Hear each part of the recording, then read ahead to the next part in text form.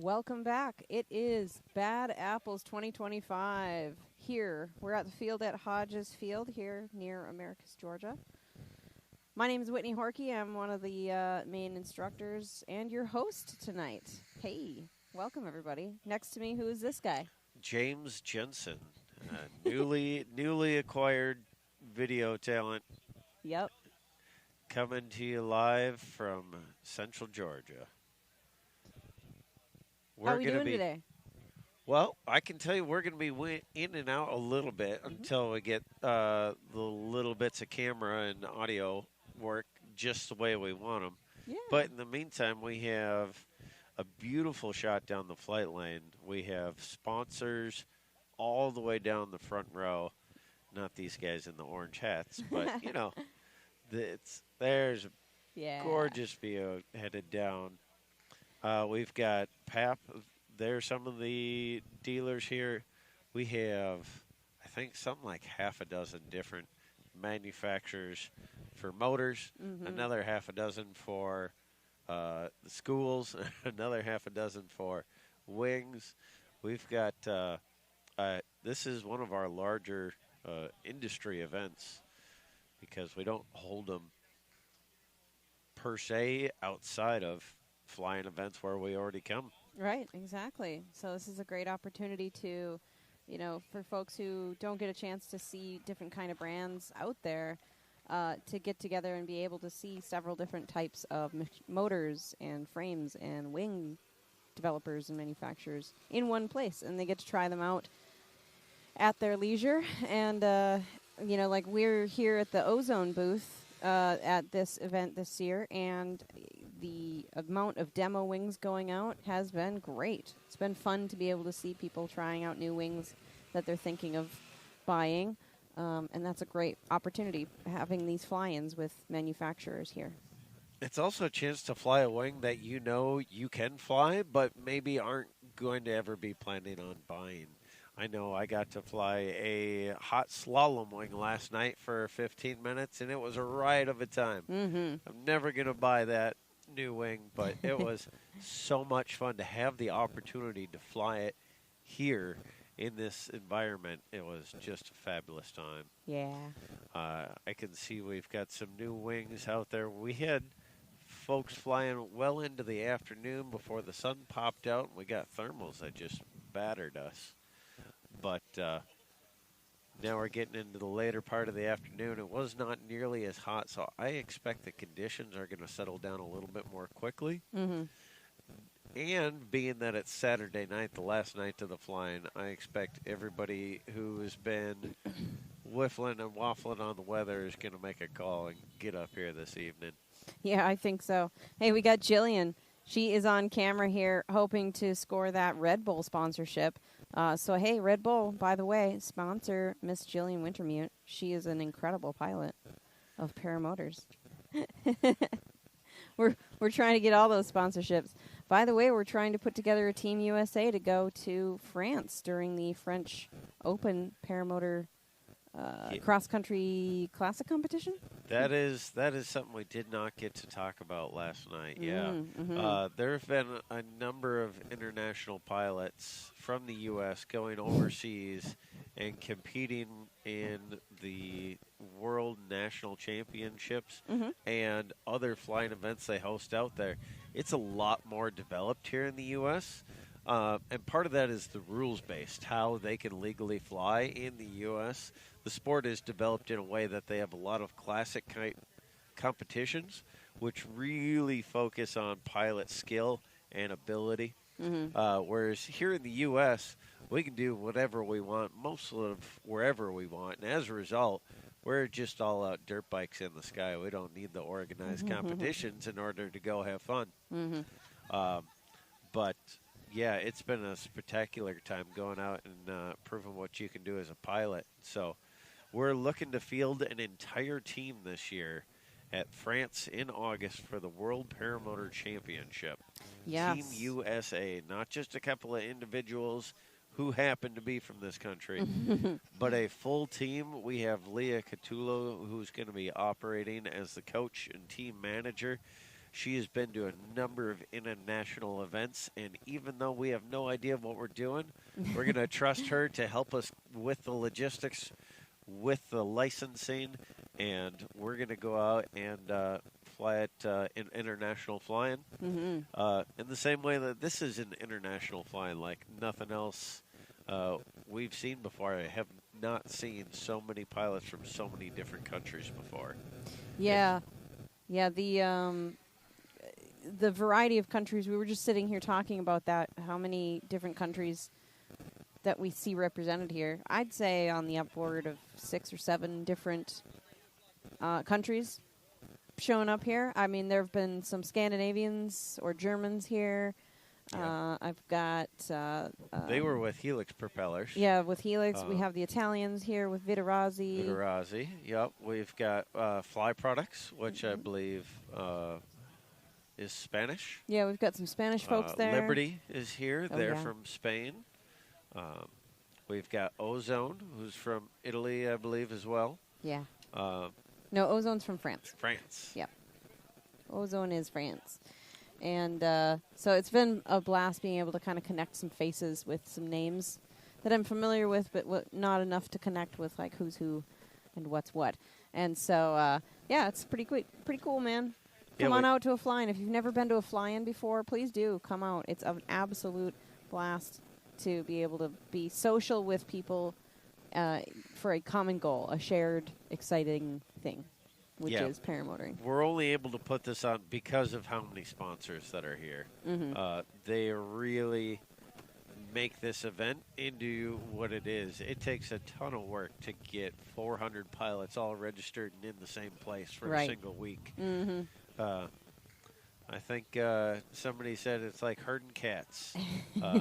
Definitely. The pilots themselves are all a bunch of unique individuals who have found themselves in the sport, and they don't stop being unique once they're here. Right. So it's a roundup every day. That's the Daytona from ITV. That's a gorgeous colorway. That yellow-black really pops. It is. That's one of their faster wings out there in their lineup. Kind of like a step above the ITV, the Piper, right? I believe. Yep, it's one of their hotter wings. Yeah, so that's I like those. ITV tends to choose bold colors, which I like in their color schemes. They are fun and generally easy to pick out of the sky. It's they've got a great marketing in their wing. Not in the same way that BGD does it with their colorful wings, but it's a motif that they bring to the field. Definitely. Which is a lot of fun. I'm glad to see all the folks out kiting here. We didn't see that so much earlier in the week, but yesterday there was a kiting competition where the winner won $100. Yeah. All you have to do is the very first thing you learn to do as a flying student in kiting the wing. And I think a number of people who showed up and said, I know how to kite, got humbled. Yeah. But we get a fresh look at the pond. We don't have any motors in it yet this evening, but it's still early. That wonderful lake is used for all sorts of RC boats and that's a wake lovely skating view during there the of all day. the kiting folks out in the field, all the different color wings. We've got a couple of flow gliders out there, a BGD couple wings, and I think that might be a Da Vinci or an Everest actually in the middle there, that blue and yellow. And another one of those dudek kite parakites. That's what they're being called, parakites. Yep, with that new technology where the speed bar is integrated into your brakes. Have you gotten to fly any of those wings yet? Yeah, a couple of years ago at Jersey Shore, there was a wing that came out with that design, paragliding wing, officially, that we strapped a motor to. And it was really an extra dimension of control in which you can change the speed that one half of the wing is flying at. Gotcha. To induce rotation. Well, it looks like we've got a pilot getting ready to take up the mini moster. that has recently been unveiled to the new Proton from Fly Products. Yeah, the Proton. They've been doing that Proton frame, so you can put an Atom or a Moster on that with very short propellers, 100 centimeters, I believe, a 3-blade. It's pretty darn cool, I have to say. Having flown the Moster version myself, I haven't actually flown the Atom one, which may sound surprising. But they wanted to get my opinion on it before Bad Apples happened in case somebody like crashed and burned or something, you know. The reason this launch is important, this is an outsized important launch, and not because of the motor that he's fooling around and playing with, but because this is the first pilot to take to the sky this evening. Yeah. Pilots are birds of a feather. They flock together, and so you get a couple folks kiting, you get a whole bunch of folks kiting. You get one person who decides to take off and hit the skies, there's a good chance that you'll see another couple of folks warming up their motors in the next few minutes after that first pilot goes. Totally. We also use them as our own personal guinea pig, because we can't see what the air is doing, but we can see how it affects this pilot. So if he gets thrown around and that wing is dancing to beat hell, it's probably because it's not a very fun place to be at the moment. And they're off. Up there on one of the ITV wings. Wasabi. That's their hotter than the Daytona, That's I think. yep. So ITV, the Piper 2 came out, is their great daily driver. Then the Daytona is a little hotter than that. Wasabi is at the top end of their exciting wings. Nice. So a little bit of a smaller market, but for the pilots who like to fly and like to go sideways, it's one of those wings that you have to try before you decide to buy a hot wing. Darn right. Got some folks getting out there and kiting some wings, learning how to clip into the parakites. I think the risers look a little bit intimidating to a lot of people because they're set up a little differently, a lot more pulleys. Yeah, the way the whole wing connects to what you're doing with your hands necessitates a little bit of extra. All right, so we're getting to watch some on screen some folks kiting. Meanwhile, we'll check in with the chat here. It looks like we've got some folks watching from all over the country right now. We've got someone checking in. Joe C is checking in from Vegas. Paramom USA. She's calling from Petoskey, Michigan. I think I've been through there once. We have Enterprise, Alabama from County Durham, UK. Hey, we've got a across-the-pond watcher. It must be late there. It must be. Late night viewing. That's cool. Great way to go to bed watching this stuff. Got Shreveport, Louisiana. Bill H.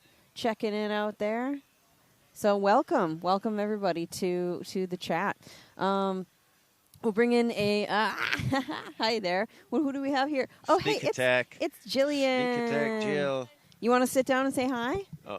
Did I just bean you with my hat? Oh my gosh! All right, here you go, Jill.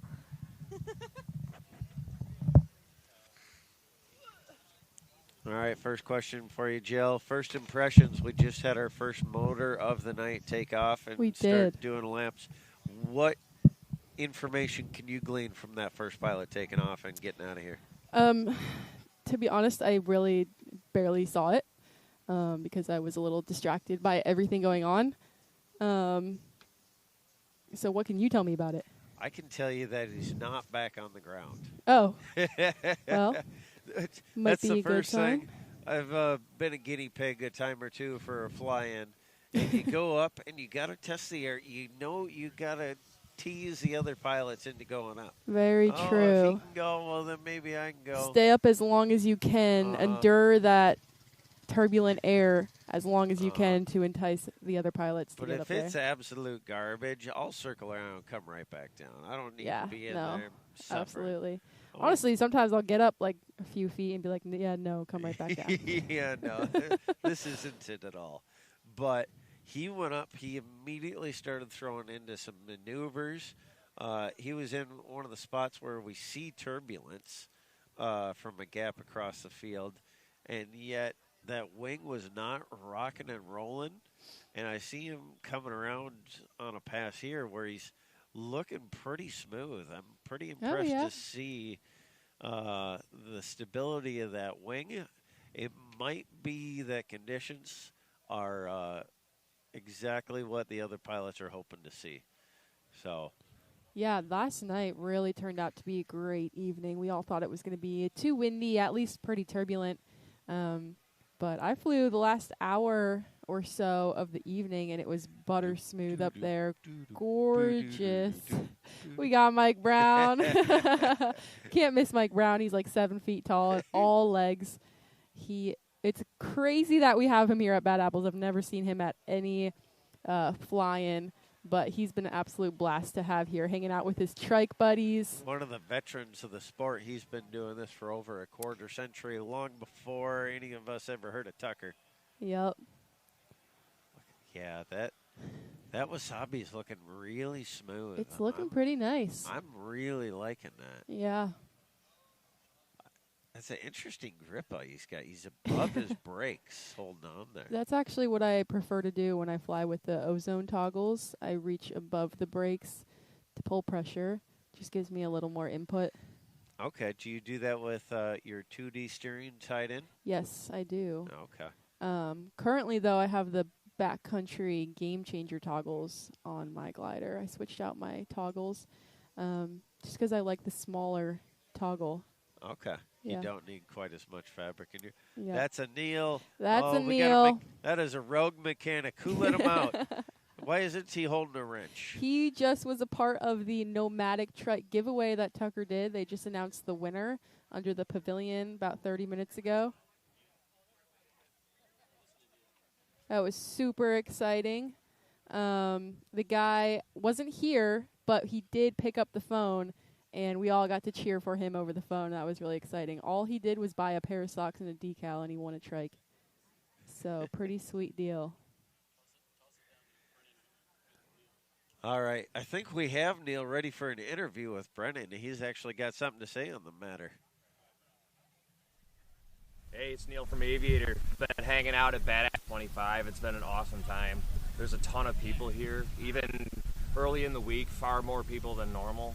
It's been a pretty cool experience. Everybody's mingling, hanging out with each other. This is the best part of the community, is getting together at these fly-ins and meeting each other face to face and not just on toxic social media.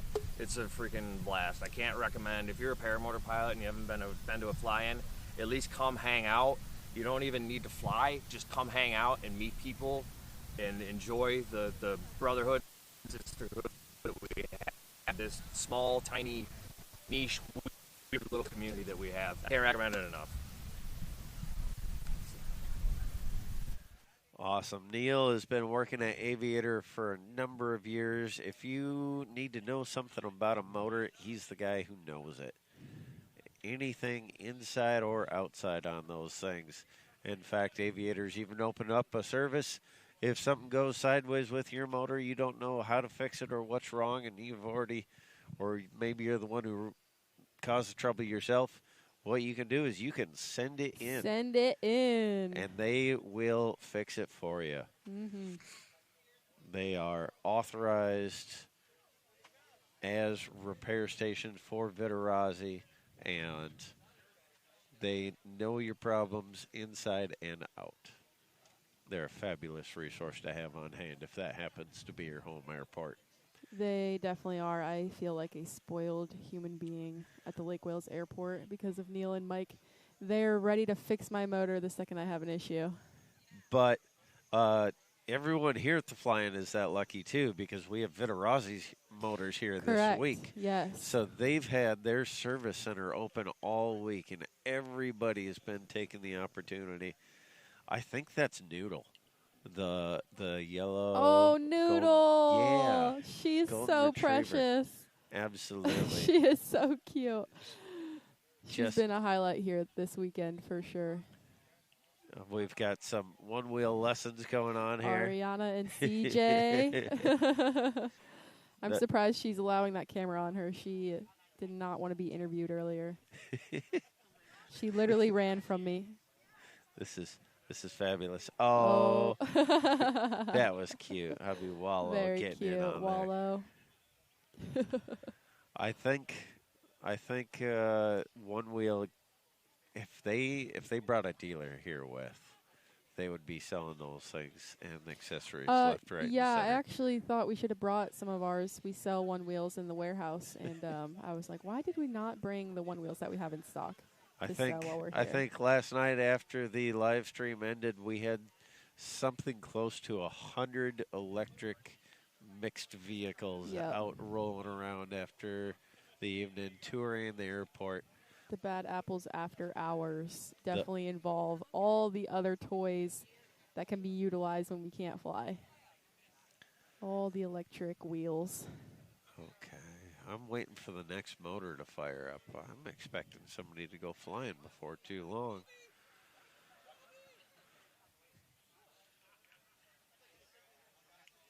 Yo, we've got our good friend Pablo and Colby Jack. And Ryan. These boys swung down here all the way from the New Jersey neighborhood. Representing. Come You on, want to come on? over. All Step right, in. step on in. Step in. Step down. Oh boy. Pablo. What's going on? Dude, I'm so excited that you made it here this year. Oh, that's amazing. I only get to see my friends like once a year. It's Yeah, I know. terrible. That's the paramotoring game. But yeah, every year is a family reunion. Yeah. It's great. So now I was saying that a lot of the paramotor pilots are interesting people even when they're not flying. Tell me, what is it you do when you're not flying? When I'm not flying, When you're not flying, yeah. I work social media for an indoor ski facility called Big Snow in New Jersey. We do skiing and snowboarding indoors all year round. Besides that, I like mountain biking, skateboarding. I just like being outside, being active, you know what I mean? And now, when I started flying with you were on a ITV Piper. Yeah. But I think you upgraded here Yeah, recently. yeah. What I got are you a on? Drift Air. Drift Air? Yeah. Okay. The Piper was a little bit, it was not efficient enough. I was burning through a lot of gas, and when I got the Drift Air and with the 140 prop, I only go through like 4 liters an hour. It's pretty nice. I've recently flew the Piper 2, and they are not fuel-efficient wings. Yeah. Oh, no. You're spending an extra $1 per hour on fuel. Really, the only limitation is for folks who are going out and flying more than 2-hour flights. Yeah. It's a fun wing. It's a fun wing. It's absolutely. I remember we've done cross countries all the way out in California with that. Yeah, I went to Salton Sea. I think we did like that one day, that one morning, we did like 10 miles in, 10 miles back. Oh, so good. Have you been doing any kiting? Were you in the kite more? Yeah, I was kiting a little bit. We were just towing each other with the Sur-On. That was pretty fun. Messing around before it calmed down enough to fly. I think I saw you pull it, Vito around, tied into a harness. Get the toe-up paragliding experience. That's cool. When did you get in? How long have you been planning to come to Bad Apples? How long? Since the last Since Bad Apples? Last year, yeah. Since I got. I mean, why wouldn't you want to go to the biggest fly in America, and especially if it's on the East Coast? For me, it's a 14-hour drive, so it wasn't that bad. Not that bad. It's only 14 hours, folks. You heard it yourself. After you get into the teens, hard and serious, then it starts to be a little bit more tricky. We did 40 hours to California for Salton Sea. You did. You guys are insane, and you ripped it nonstop on your way back too. You had a half a dozen paramotors that you were ferrying for all your friends who flew out. Yep, and 3 dirt bikes on the trailer. Oh, what do we have here? Okay. Oh, that is the winner of yesterday's kiting competition. Let's go. So, yeah, him and his dad were both battling down to the wire. All he had to do was keep his wing in the air longer than everybody else, and he netted him $100. That's enough for some McDonald's. Get some of those nuggets. So we'll keep an eye on him, see if we can't learn some lessons on how to keep kiting. because that's all that paramotor is. It's not that complicated when you boil down to the concepts. It's wing control and it's throttle control. You're flying the wing and just using the throttle to go up. So that mastery of kiting while you're on the ground translates, I would not be surprised if he's an excellent pilot. Gotta be one with the wing. Absolutely. That's a pretty color. Is that pink? No, it's a red. Red, black, and blue. So, yeah, kiting practice is not just something that you had to do when you were in training and it was the worst part of training because Yeah. you got sweaty and it was hard Yeah, work. yeah. When you get good at it, It's fun. It's fun. It's something to do before the weather gets flyable. It keeps you fresh even if you can't fly, and makes you a better all-around pilot. It's a heck of a time at the beach, especially. Oh, that's a totally different game when you've I got know. that consistency in the warm sand between your Yeah. toes. Then you can start flipping gliders. Look at that dude. He just flipped the glider all the way around. That is an advanced maneuver. Oh, yeah. I'm not capable of that. You'll get there. The only pilots I've seen do that are the pilots that can do helis in the air. Yeah. Advanced acrobatic maneuvers. Makes sense if they can do it on the ground. So, yeah, even advanced acrobatic maneuvers can be practiced without ever leaving the ground with those kiting skills. So that's something my instructor told that to me every day, and I didn't understand what he was on about. But now the longer I fly, Yeah, you understand. yeah, well, okay. Like, it was all for a reason. I'm starting to understand it a little bit more. And a lot of the pilots that are out there practicing are better pilots. It's inevitable. You spend the time doing the thing, you're going to get better at it. So it's really good to see how many folks we have out here getting ready for the flying session. I hear another motor, so we might have somebody else going up soon. Who's going to be the first? There's always one. Well, we had a ITV Wasabi up, and it looked pretty darn stable.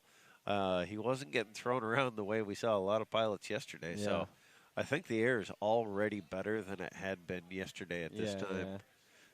But maybe pilots aren't quite as much in a rush here. A lot of folks have been here for a week or more. Is that Kyle we got on the camera over there? Look at Kyle.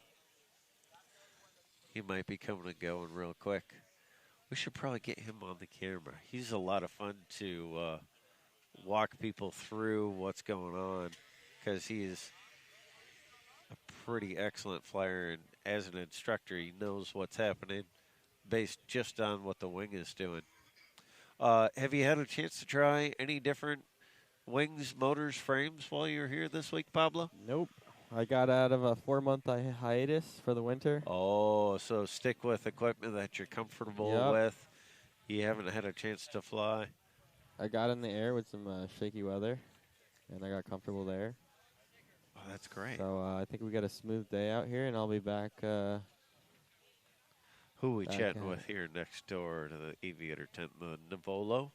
Those are some and neat Volo? helmets. Okay. Different cameras have different capabilities. You try any new wings? Yeah, I got to fly the new BGD Icon. Okay, yeah, I've heard about that. That 18-meter all-around fun wing. Yeah. I've heard back from another number of people who are excited to see what it's going to do when it gets dialed in. We pulled it fresh out of the bag, never been unpacked from the factory. Maybe the last prototype before a V4 gets, or version 4 of that wing gets released. Yeah. As it's gone through a number of prototyping stages. It's a ton of fun. Oh, look at that big old doggy. Oh, dogs. And then also I got my hands on last night the Dudek Snake 4. What size? 17 meters. That's good. That wing likes to fly sideways better than it does right side up. Really? Absolutely. Yeah. You get it 90 degrees to the horizon, and then you start doing stuff because it just goes. Yeah, yeah. It's spectacular slalom wing, doing sideways things. It's not meant to go out and have a cruise pleasure flight or a big old cross country. Yeah. But I had the opportunity to feel like a fighter jet in the sky with all those wings last night. How you doing, Dan Moss? Yeah, it's so great having everybody wheel past the flight line. Oh, yeah. We get to sit down and chat with everybody. Yeah. Did we get a number on how many pilots are here? Last one I heard not yet. was 350. We're definitely going to track down Sandy this evening, though, and we're going to get the final count from her before too long. Yeah. It's been a number of people have said it's the busiest they've ever seen it, and yet it's remarkably well managed. Yeah. There have been very few incidents that were out of control by the team of volunteers and the Bad Apple crew that puts this event on it here at Hodges Field. Yeah, they've been killing it. They've been really spectacular. Yeah. Last night was a sight to see. We had like 100 pilots in the air. Were you up last night? I did make it up briefly. I was busy keeping myself and the other folks on air here entertained for a few hours. But what do we got going on? What's up? Who, what, where? Noises and excitement all around us. Let's see here. That's another wing. That's a Mac Charger, I think. You know, there was that color scheme wing that went into the lake the other night, but I can't say he's not dripping water now, so I don't know if that's him. Let's see here. We got a number of people starting to get antsy. People are wandering around the field, getting things starting to go. I think if you go and check in half an hour, the sky's going to be full of pilots. Oh, yeah. Do we need to let you go, or are you going to go for a long flight this evening? Go hit the countryside, go do some of the gaggle tasks? Yeah, I'm going to try to hit the quarry. See if I have enough time for that. We'll see how windy it is. If it's just really windy, I might do a bunch of touch and goes and just get yourself freshened up for the seasons flying up north. Oh, yeah. Oh, there we go. Oh, we got a trike on. Take we it got off. a trike on the flare prop. Oh, okay. Yeah, that's sick. That's going to be fast as can be. That's going to be a 15 to 20 minute flight. You think that was James Sutherland?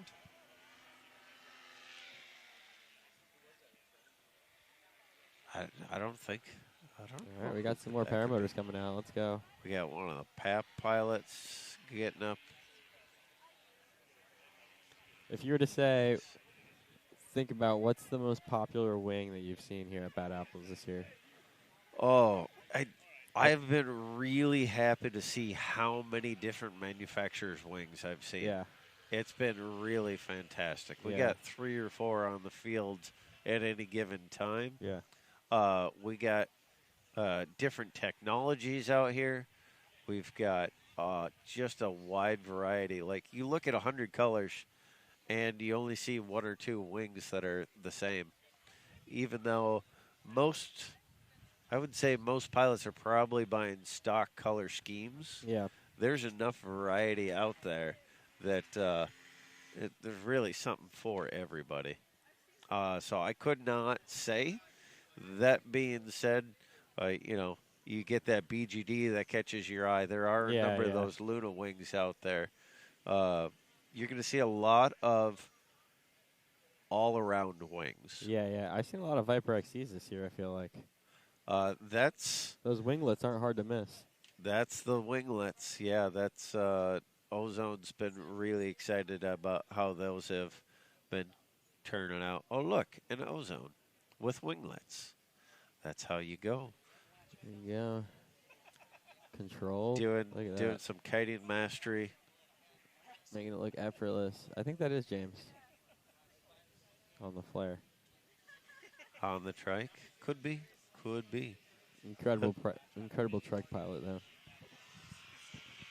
And Mr. Mateos coming up. Alex Mateos next door to him. Yo, look at that. The We got two a little of the- tandem. The two of them were flying together last night. Those are both international caliber pilots. Mateos holding a couple of world titles to his name. Yeah, man, it's so cool to see him in the States. Those Mac flies, man. I love Mac flies. Oh, that was one sweet. step in tandem. That was sweet. That's the best synchronized launch I've seen. Yeah. Is that going to be me and you later? I have never gotten a synchronized launch down to match footsteps like that. It's not James Sutherland flying the Trike because we just spotted him on the really? ground. So we don't know who's up there flying. It might be Cappy. That's another hot pilot who likes to rip it. Starting to get interesting. Yeah, those two pilots for Ozone and MacFly, they've impressed everybody here on this side of the pond, I think, for good reason. They're top-notch pilots. Do we think that flare prop with the Trike's going to be doing anything interesting? It's likely not his personal unit. It's likely to be a wing that's being test flown, as there are not very many here in the country. Oh, we definitely got to get. we got to get. I was just thinking we got to Vito. get Vito here. We got to dump you for Vito. Yeah, no, we we're love good. you. We're but good. Vito's I'm getting good switched stuff. out. We got another pilot coming on, also from All right, the guys. Jersey crew. Nice talking to you guys. This is one of everybody's favorite folks at a fly-in. What's up, ladies? How we doing this evening? Vito.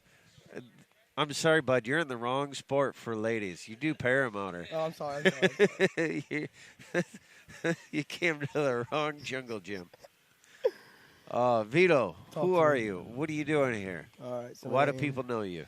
My name's Vito. I'm from New Jersey, and I love anything with a motor. So basically, when I seen this thing with a motor, I was like, oh, I can do that. Let me try it. And I'm known for riding crazy wheelies on the little Suron Ultra B and helping everybody out, running around. So I like to be a part of this beautiful adventure. That's this my sport. favorite part. You you love the motors. Every time I see you running up and down the runway, it's on a different ride. Yeah. Most of them aren't yours, but that doesn't matter. We're a giant family out here. How long you been flying, Vito? I've been flying for 3 years. 3 years. And if I'm not mistaken, you trained out in California? Yeah, so I went to Team Fly Halo. Okay. So Where are they based out of? they are in Eureka, California. Eureka, California. Humboldt County.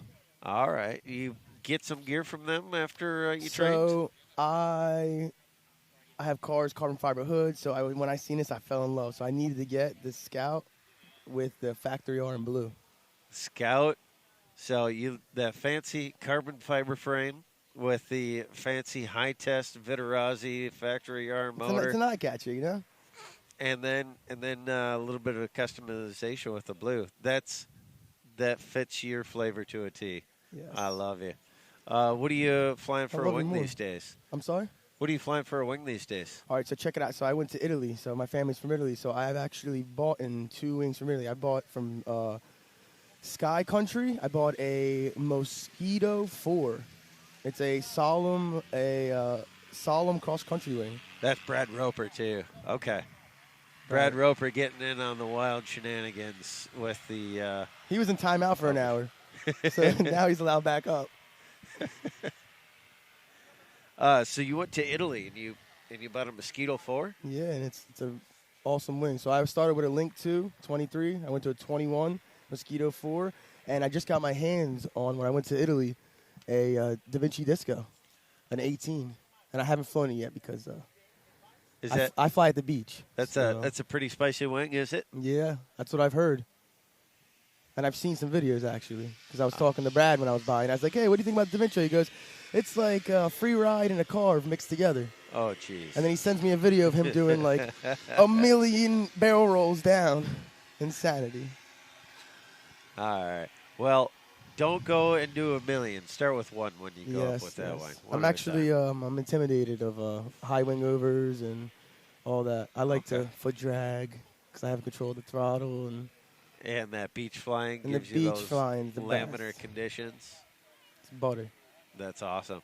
So you've only been flying 3 years, but from what I've been paying attention to, you've been working on expanding your skill set, getting different wings. Yes. And did I hear you mention tandem? So yeah, so is that something you're chasing? So on Monday I start my tandem certification at a Paramotor Orlando. Okay. I'm very excited because no one gives out the tandem foot rating. Right. So you're gonna learn to take passengers up as part of a discovery flight. Yes. Very safe. Oh, Look at that. What a nice stack! That's beautiful. Beautiful. I think they are doing that with no communications. I think that is purely a couple of top-notch pilots who've recognized the situation as one that's prime for a formation flight. So we've got Brad Roper on the bottom. He's flying a Carve 2. And then we've got Mateos at the top with the blue and that Pap pilot. I don't know who that is. We're going to have to chase him down after they land and talk to him. I know he's part of the international crew. Come here to. And James flies a Scout, too. Well, I do fly a Scout, but that's only a matter of circumstance. Everything I fly is just a matter of circumstance. That's how I ended up in paramotor. I was just looking for a way to film with a camera with a drone, and then I saw a paramotor. I went, whoa, that's a way better way to do it than a camera. And also, how you learned how to fly. That's an interesting story as well. No, it's not. Let's not talk about it here, though. We got it's not what you do when you start, it's what you do when you keep into the sport. I reckon about a third of the pilots who start in paramotor pick it up as a novelty, but it's not like a boat they've got in their shed or an ATV they've got in their four-wheeler. They pull it out 2-3 times a summer and go use it and then put it back in the storage and fly it again next year. No, paramotor is a sport that does require a degree of dedication because it's skills. These are skills. It's not like riding a bicycle. Perishable skills that, like Pablo was saying, he got here and he did some kiting before he went and flew, and he hasn't been flying anything interesting because he's getting those skills from winter off and not flying back up to where he likes to be. We got James Sutherland on. That is not mini his trike. That is the mini trike that they came out with. I think with Liberty, if I'm not lying. If he hits hard, he's going to pop his jaw with his knees knee. are going to be to his chest. He was just talking to me about this over here. He's like, yo, you see the mini trike they got going on? Oh, no way. 3 wide. 3 wide on the foot drag. Let's go. Let's go. Conditions are way better than yesterday at this time. You can see how well they were able to do. Yesterday, first time, people were just touching the ground and getting back up in the air. As they stabilize, you can be more consistent. Yeah, paramotors are awesome, and it's all about the experience, and everyone here is so nice. It's a huge paramotor family. Everyone helps everybody. It's awesome. And I know if you got motorcycles out there, you got to come find it. If you got a motorcycle in your garage, you're not even going to look at the motorcycle riding anymore. You're going to be wanting to fly paramotors. That's how it is. Boats, forget about it. The things you see, the bird's eye view is unbelievable. Unbelievable. Yep.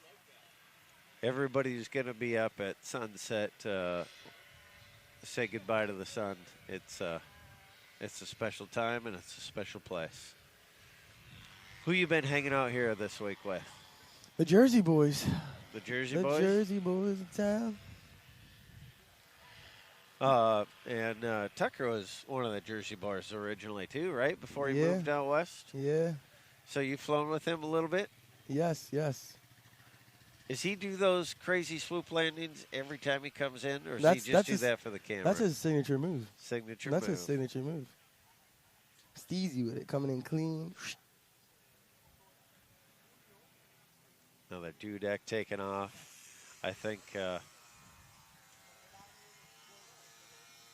the other pilots on the ground are starting to think they want to be up in the air because it looks pretty. Once one goes up, they all go up.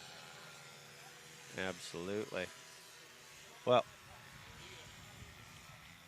who do we get here? Oh, Leah Catullo. That's my girl. She's that so nice. Is the coach for the Team USA international competition in France this year. Class Q or space. Yep. There's another Airspace. international competitor. He flies a lot of slalom competitions. She's going up on a carve. She doesn't normally fly a carve. I wonder if she's going to get a little sideways and show us. She's an acro pilot who does some incredible spirals and tricks and sats and upside downies and twisty turnies. Salute. It's a lot of advanced gliders in the air right now. I think those are just the pilots who are a little bit more bold. But they're showing us that the conditions are absolutely flyable. These gnats are crazy. They're That's one thing about here. If it's the worst bug I have to deal with this weekend, I'll be pretty happy.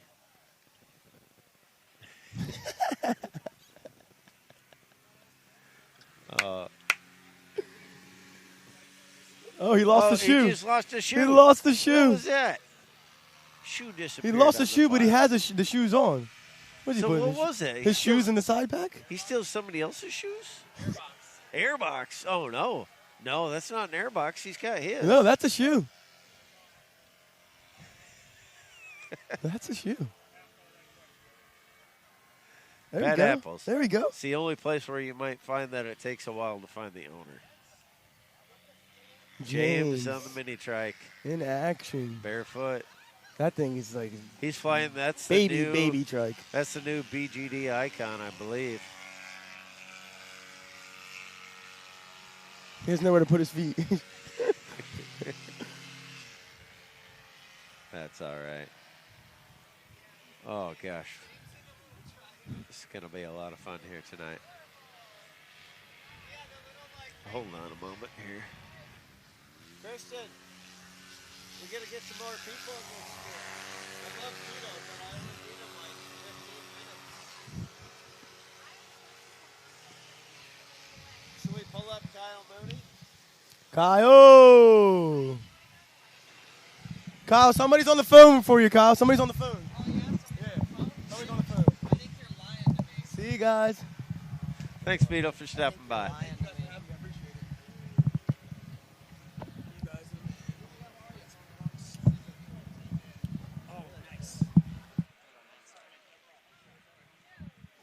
Clunky. Vito's one of my favorite people. I'm so glad he stopped by. It's usually hard to get him to slow down enough to get a word in. Usually he's running from X to Y. We've been riding motorcycle the whole week. Just those e-bikes that they got here. Okay. You got yourself an e-bike, or you just borrowing Yeah, one? no, we might have got one. So now we drive it a lot. And Naveed broke it this morning, though. He was riding a wheelie and flipped it over. Yeah, that's pretty standard. Yep, yeah. Yeah, there's so much torque on those electric machines. That's fabulous. Terrible timing.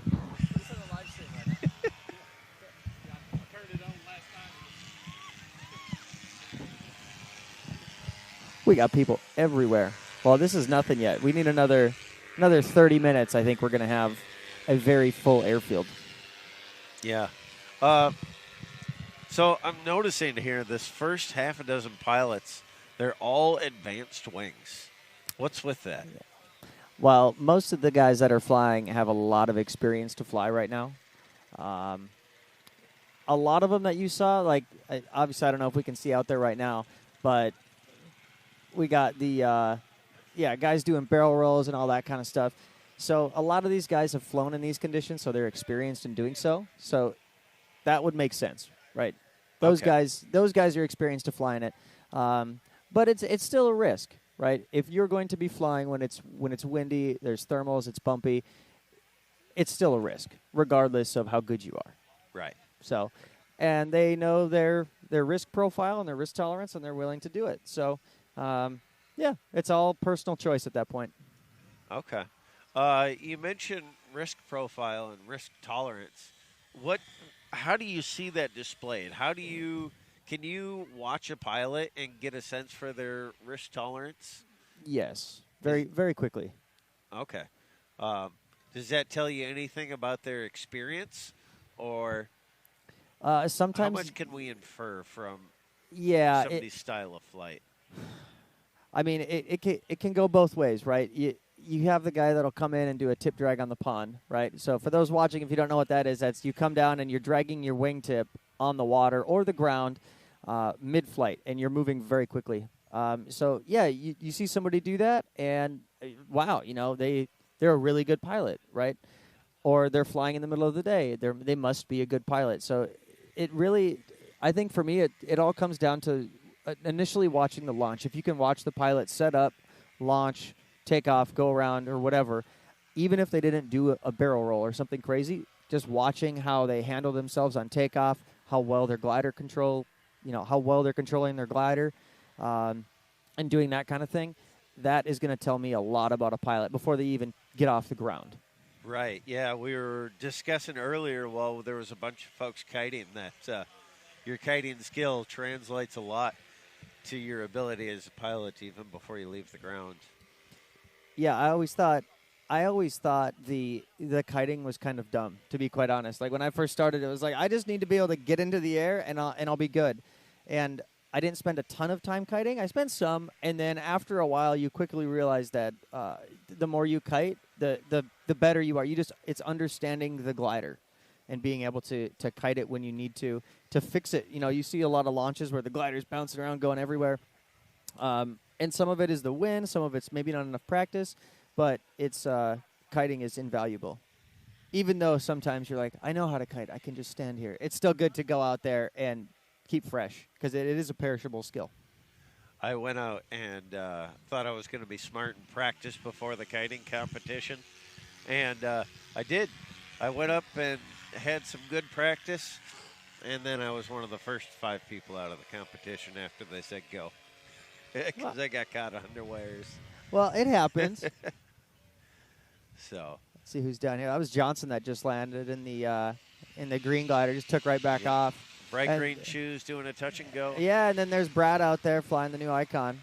But I don't think he got the right Icon. So there's 2 out there, and James Sutherland is on another one. I don't know if that is the same one. We just saw him take off. I did see him take off.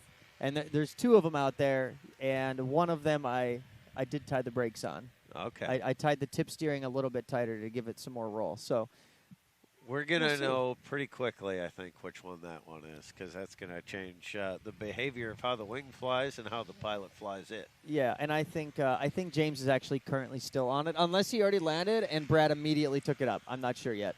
I wouldn't be surprised. It is the newest wing to be here at Bad Apples, even with some of the other recently released wings coming online. Now, you folks train down in Florida here at Lake Wales, One Up Adventures. Yes. How long have you folks been training at One Up Adventures for? What do you specialize in? Well, I started training in Travis a couple years ago. Oh, we're gonna chop to an interview real quick. Yeah, Scott. Go for it. All right. Who are you? Where are you from?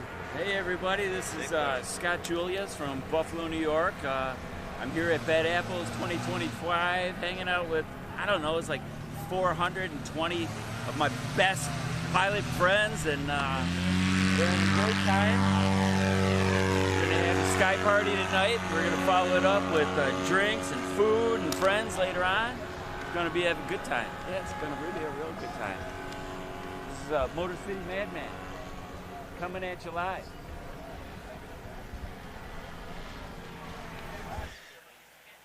Scott's a riot. He's a lot of fun. We see him all over the place. Fly products. and One Up Adventures. Yeah, so we've been working. I've been working out of Lake Wales Airport for many years now. We have started One Up Adventures in 2019, and most of what we do, I don't want to say most, but we do a lot of trike training. We kind of changed how trike training was trained, you know, Okay. with a couple different ways of doing it, a few things that Fly Products was able to do with us and help us with, just having some extra safety features on the trike, just to be able to make it a safer and more enjoyable experience for those that are on a trike. Because back in the day when we trained trike, we ended up pushing the trikes. Sure. You know, and now we actually tandem the trikes. We actually put a student in the front seat, just like our standard tandem, but instead of just doing one tandem flight and then pushing them, we actually teach them to kite while they're in the front seat. So they get the brake toggles on their very first ever time in a paramotor. Okay. And it's incredibly safe, and it's so efficient. It makes it so much easier for the student. And they get live, real feedback there in the moment of what's going on. Right. They've got the instructor in their ear right Yeah. behind them over their shoulder, giving you feedback as you're learning to do the thing. Yeah. So that makes a really big difference. Hi, Mom. My mom said she was watching, so I had to say hi. She hasn't seen me ride the motorcycle yet, so we'll keep that off of here. I'll just sit here and talk. There you go. What feedback have you been getting from all the folks this week flying the Proton? Man, people love the Proton. There's actually, I don't know who that is right now, but there's somebody straight out in the field in the BGD. So actually, in the shot that was right before that, the guy, he's inflating right now. He looks like he's on a BGD Epic. And he is on the Proton. Oh, done Good messed abort. up. Good abort. But all of the feedback has been really positive. It's actually, I would say it's one of the more popular things we've had here while we've been here. It's different. You know, you can take it and fold the back seat up and just set it in the truck. You don't even have to leave it in the tailgate. You don't have to break it down. You just set it in the truck. Have you got to fly it yet? No. All But right. It looks adorable. Well, It you looks need to go. adorable. You need to fly the Moster on the Proton. So it's a 100-centimeter 3-blade prop. It looks like fishing paddles, like in a paddleboard. Yeah. The Big, props, fat, wide. yeah, prop tips are pretty big, or the whole prop is actually really big. But it's amazing how much power it actually has because it's so small. Did you find those propellers someplace? Were they already on the market? Did you have to develop them in conjunction with that cage? No, actually, Helix has. We asked them about it. And we're like, "Can you guys make a prop that would fit this?" And they said, "Yeah, we can." So my next little side project, I want to put a factory hour with a 100-centimeter prop on it because I think that would be cool. You know what? If it was anybody else, I would call that just straight nonsense. But the Proton is part of your doing, and also this new BGD Icon Yeah. you've had your hand in. So you're a grade A tinkerer here in Paramotor. Well, it's fun. You know, you're doing it a long time, and then you start to notice the little quirks of things that fly. Like, what can I change? How can you make this little thing better, that little thing better? And, you know, you'll hear some people, it's just a generalization. Oh, this is the best paramotor ever. There is no best paramotor. They all suck, right? It's what you prefer as a pilot. What suits you? You know, what suits your needs are different than mine. Right. Right. And it's same goes for gliders. I always tell people it's like going into an ice cream store, right? You might like mint chocolate chip. I like cookie dough, right? It's all the same stuff in a way, but there are different things with different motors and different harnesses and different gliders. Like I put different carabiners on my Fly Products. Not the Fly Products ones aren't bad, but I prefer the steel ones that come on like the Acro harnesses, just because that's what I was used to. Your preference. Yeah. Your preference, what you're comfortable with. Exactly. And being able to change all the bits and pieces is fun to see. There's not a lot of bone stock rigs out there. People love to make this sport theirs. Yeah.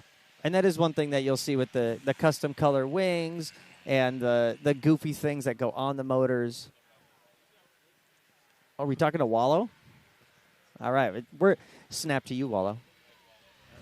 Hey, it's Wallow from Impromptu, Florida. Conditions are a little windy. Nothing too bad. It's a good flight.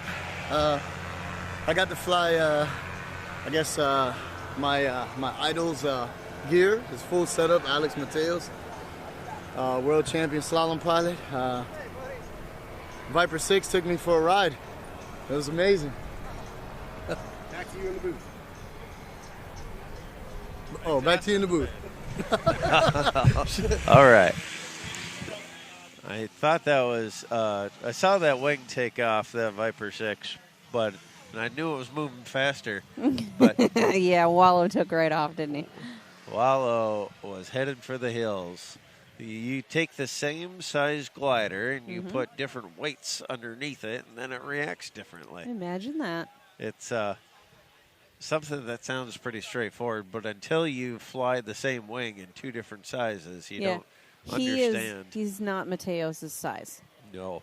You could say that again. So he was loaded at probably the top end, maybe over the top end. Maybe a little bit more, yeah. What that wing is officially rated for, really that means it's just going to be really fast. It sure is. Everything's going to happen a lot faster on it, too. Well, the flying's been pretty good tonight. Did you see that one fellow who kind of went in the drink?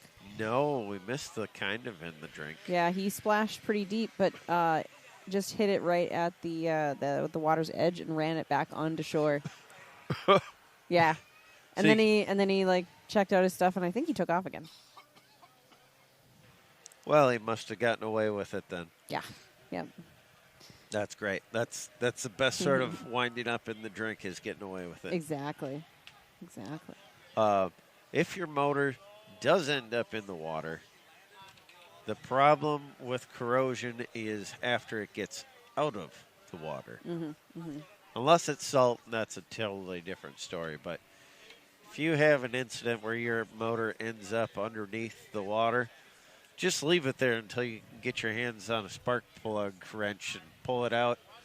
Yep.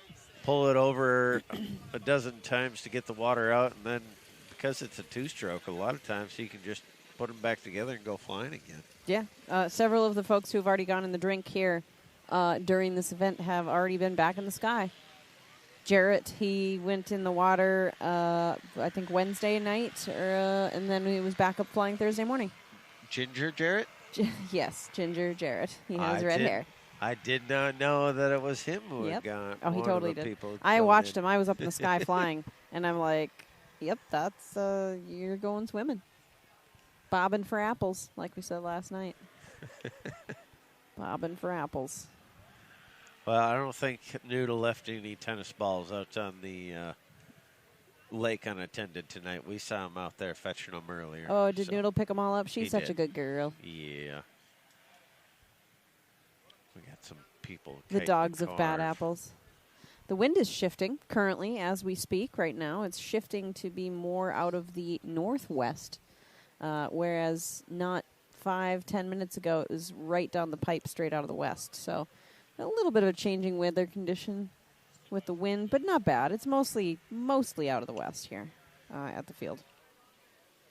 Go for Vito again. We got him now out in the field. Looks like he's ready to kite. Hey, what's up, guys? My name is Vito once again. I'm from Jersey, Cape May, and we're out here having the best time of our lives. Paramotoring is all about the family and friends, and we're all a family here.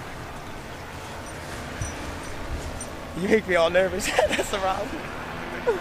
So we're here just having fun, checking everybody out, having a blast.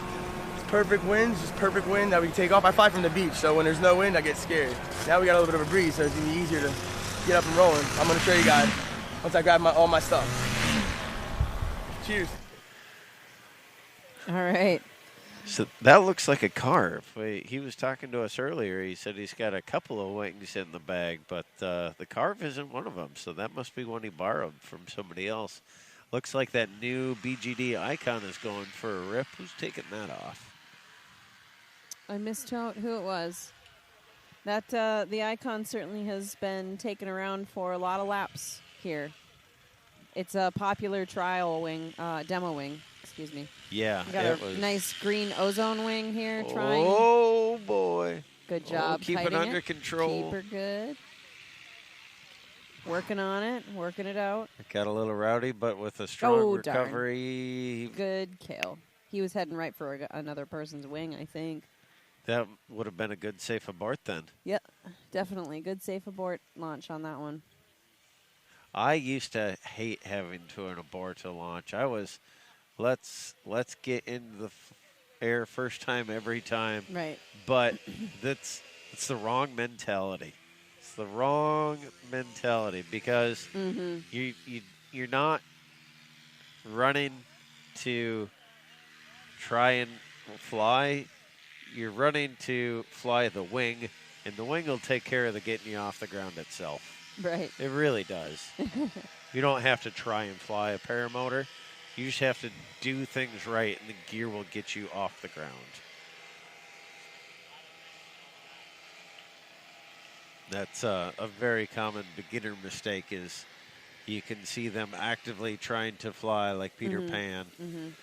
No, you got to fly handle the equipment correctly, and it'll make you fly. Yeah, absolutely. The worst is when you jump because you feel lift, but the amount of lift is less than your body weight. You come back down. Indeed. It's almost a one-way ticket to breaking a prop or bending your frame, something like that. Well, this fella's out there trying out the miniature Atom, the Proton Atom. Or nope, Proton Moster. That thing's fun. Kyle was just telling us that it's a riot, so I might have to spend a little time on it this evening if we can get our hands on a loose one.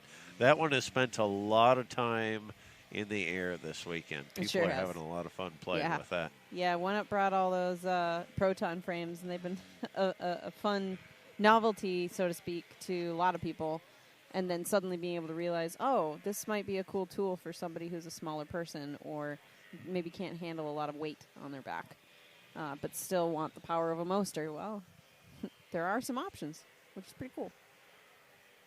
It's I think a lot of the creativity coming out of Kyle Mooney's brain. He's a creative fella. Absolutely. Absolutely. We got Neil again wandering out on the field. Hands aren't even dirty. What is he doing? There's our wind direction change again. It's getting a little interesting.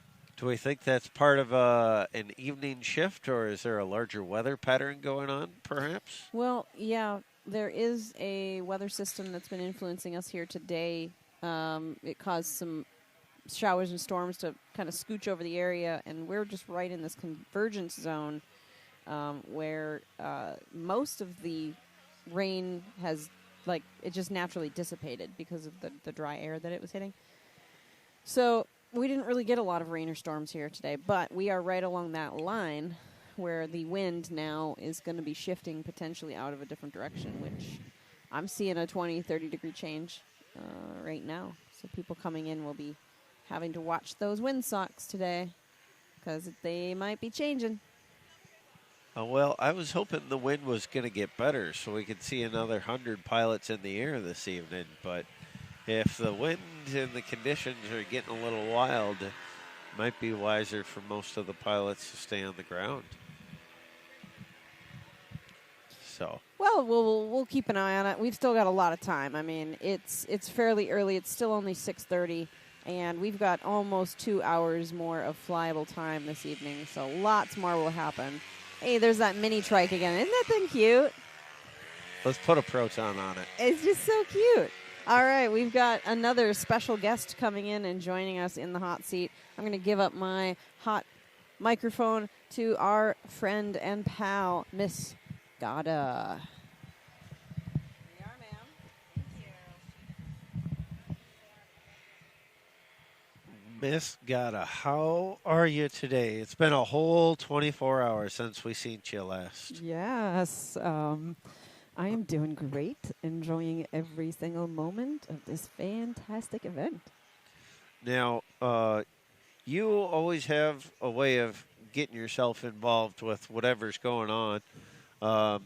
Were you part of the official lineup of folks organizing Bad Apples, or have you been participating as a on-hand as needed player?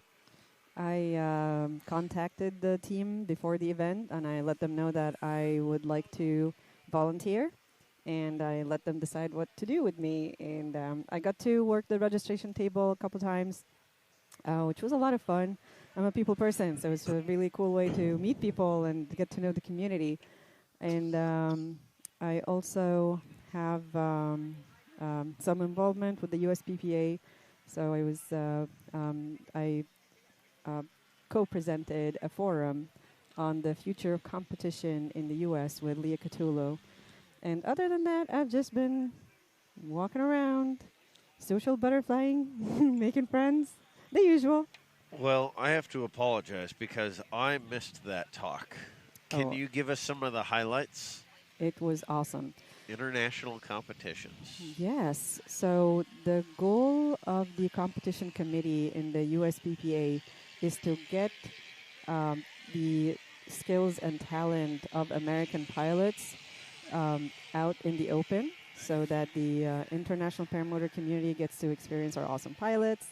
And to do that, we needed a platform to for the pilots in the U.S. to showcase their talents, and then we can decide who is ready to join the U.S. Team and represent the U.S. in international competition. So we hosted our first competition last year in December, and it was a great success. And the reason I am saying it was a great success is that the turnout at the forum that we held yesterday was incredible.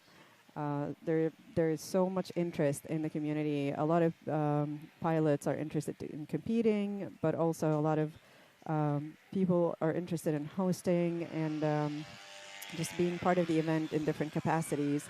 So that was kind of I think that was the thing that impressed me the most about the forum is the turnout. I was very happy to see that kind of support.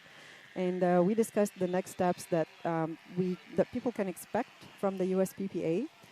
The USPPA is working on guidelines to organize the process of partnership between the USPPA and different community partners like airport managers and owners, hosts, and just anyone in the community that can contribute in any way.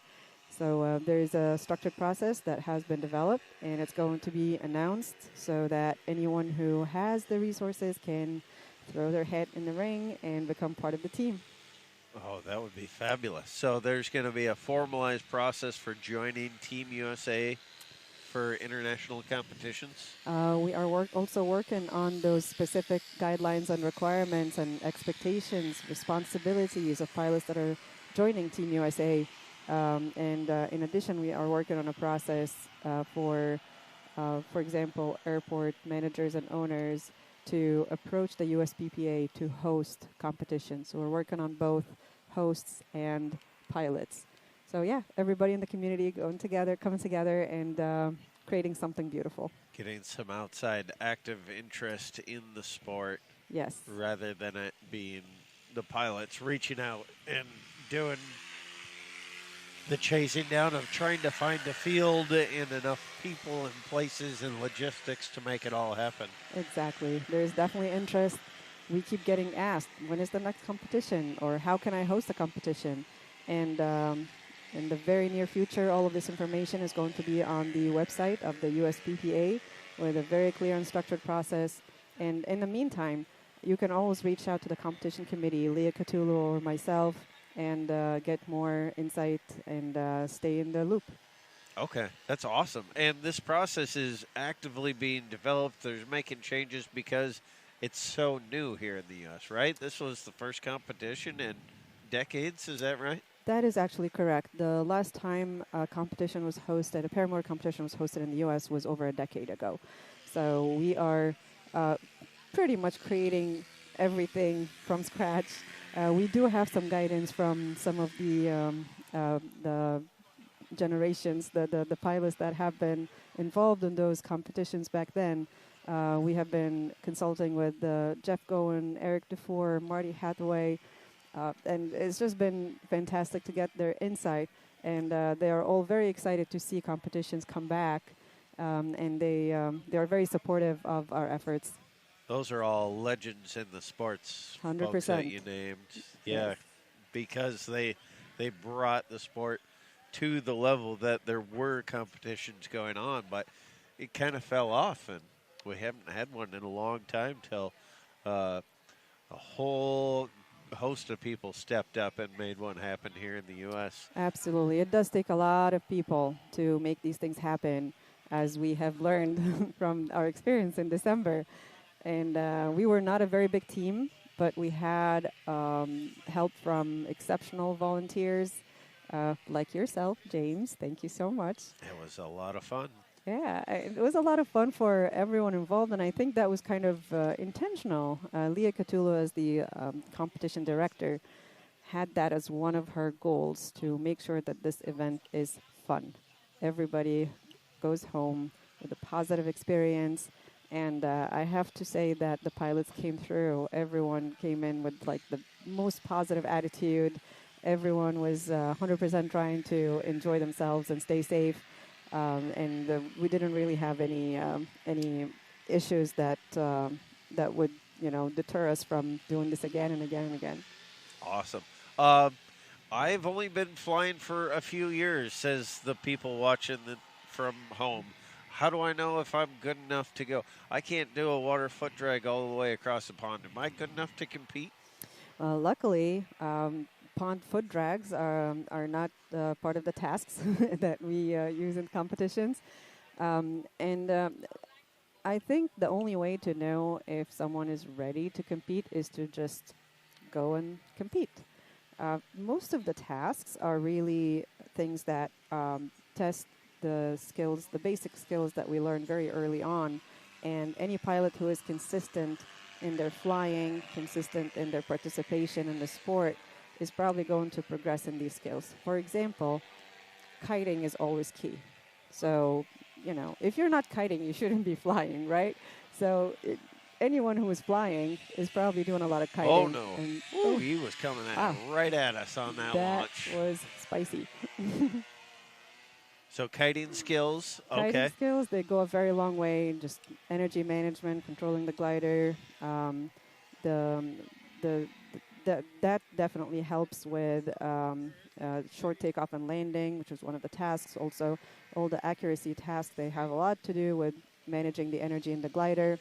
Right, landing accuracy tasks. Can you put the wing where you want to? Exactly. I thought that was really easy because I always land where I want to, but it turned out that I'd only been looking at a fairly large section of field next to my automobile where I took off. When I started putting down a wing bag to try and hit that spot, well, all of a sudden I couldn't hit where I wanted to within 10, 15 yards. And we had pilots that missed the entire field in the competition, but we also had pilots that surprised us with their skills and accuracy. We have Whitney Horkey, who just was incredible. She hit a basketball-sized painted circle on the mark, centered multiple times. With her engine off, and it's just incredible. It was such a pleasure to watch her. So just practicing motor off landings. Exactly. If you have an emergency, your motor quits working, are you going to be able to land where you want to? Yes. So one piece of advice Leah Catulo gives pilots who are interested in competing, basically how do you practice? How do you practice for a competition at home? Her biggest advice is to always, kill your engine 500 feet off the ground and land with the engine off. Aim for a spot on the ground and go for it. Spot landing is a skill that is not only going to prepare you for competition tasks, but also is actually a pretty important skill when it comes to safety. So, kill that engine and practice spot landing on every flight. All right. Well, that's something I can do next time I go out. Yeah, very doable. Every flight I go out. Mm-hmm. Is that Naveed we have live camera with Brennan? How was it up there? Hi, my name is Naveed Saleki, Fly Products. This is Saturday at Bad Apples, just landed. It is still a little bit twitchy with the wind, but nothing bad, so everyone is ready to take off. I'm here trying new gear, new wings, taking the opportunity to see see and learn everything about paramotors. Yeah, that's what's up. Back to you in the booth. Back to you in the booth, guys. Excellent. I recognize that colorful mech fly, Alex Mateos. I saw that had all sorts of colors on it. That was the customization we were talking about the pilots love to do with their gear. Yeah. That's why custom wings are so popular. Definitely unique. So one more question for you. You mentioned the process of getting competition set up other places. How big a field is somebody going to need? This place looks plenty big enough. It can handle the biggest fly-in on the East Coast. But do I need 10 acres, 20 acres? Do I need RV hookups? Oh, so the answer, as usual, it depends. RV hookups are wonderful. We need accommodation for pilots and volunteers. So RV hookups are great. Space for camping is great. Nearby hotels or Airbnb are great. And as far as the space goes, we need just like any place where you paramotor, we need space to draw the markings for the different tasks. We also want space without obstacles.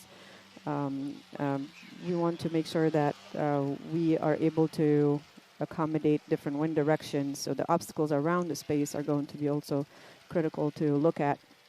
And what we have been requesting from those who are interested in hosting is to send us some information about the location, such as the coordinates, the surroundings, some pictures of the different objects on the field, and also information about the predominant wind in the area, the time of year that we're targeting, so we can make decisions about whether the space is adequate or not. And Sure. of course, the space itself, how big of a space we need depends on the tasks. The competition in December, we focused on what is usually referred to as Sutherland, twin foot yeah. drag with That's your awesome. Trike. He took first place at that December competition in the Trike launch category, which was entirely separate from the foot launch category. Yes, he did, and it was such a pleasure to watch him fly. I love his style. So yeah, the competition had the types of tasks in the competition were the ones that we would describe as classics. So navigation, accuracy, and of course the all-American short takeoff and landing for paramotors. There are other types of competitions. I guess the biggest distinction would have to be made between this and slalom, so pylons on water. It's a completely different setup, and we still have not done that in the U.S. But there's definitely interest. We've been having a lot of conversations with pilots in this event who have been asking me about slalom competitions. I had a conversation with Andy Fuller earlier, and he said, I have everything. I have the lake, I have the boats, I have everything, so let's talk about it.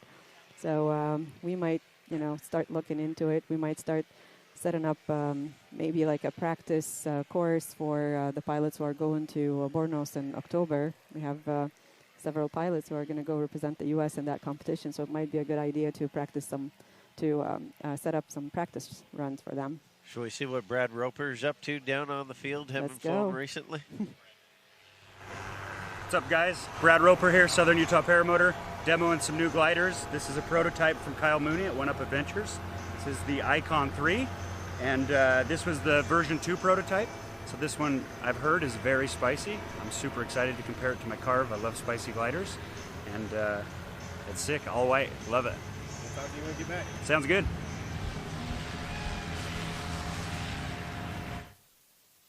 Drags side by side. Yes. Talented pilots. Mm-hmm. Naveed was saying it was a little twitchy, but it can't be too bad if you're doing that. That maneuver is a little bit of a higher risk profile because now you suddenly have a second pilot involved. It limits the number of decisions you can make in the event of something unexpected happening. Yeah, but all of those pilots are in the air right now, I would say for the most part. They are very skilled pilots. Absolutely. Yeah, we are seeing a lot of pilots who have made the decision not to go in this air, waiting for better conditions, and that's a very smart decision. Yep. Sunset's not till 8:30. It is flyable now, but it'll probably be better later. Yeah, we did have an amazing window yesterday. About 30 minutes before sunset, it just got better all of a sudden. You could feel the air. It was butter smooth. That's pretty common when that sun gets to the low angle and it quits creating hot pockets of air that come in and churn everything up. So it's something we're hoping for tonight. Oh, that wing has a cravat. He is launched with part of his wing tangled up in the lines, and it is a non-issue. I don't think he even sees it. Looks like he's not yet taken any steps to mitigate that. If I was that pilot, I would be working to gain some altitude before trying to get that unknotted, or making the wise decision to go back land without having ever made a turn. He'll get that corrected before he goes up again. So Looks like he did land. Yep. Yeah. He must have seen the issue, and rather than try and fix it in the air, come back down. That's the beauty of Hodges Fields. Very long, and the wind direction is in our favor right now. It's always nice when they build the airport according to the prevailing winds. Yes. We're fortunate enough here that this is an L-shaped field with multiple directions for launching.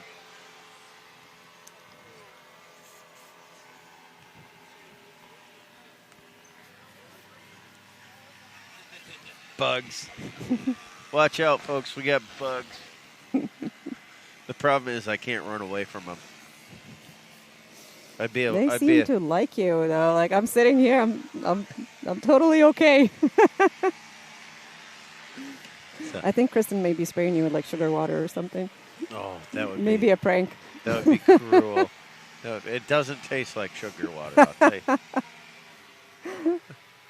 Well, we'll see if it lights on fire like sugar water.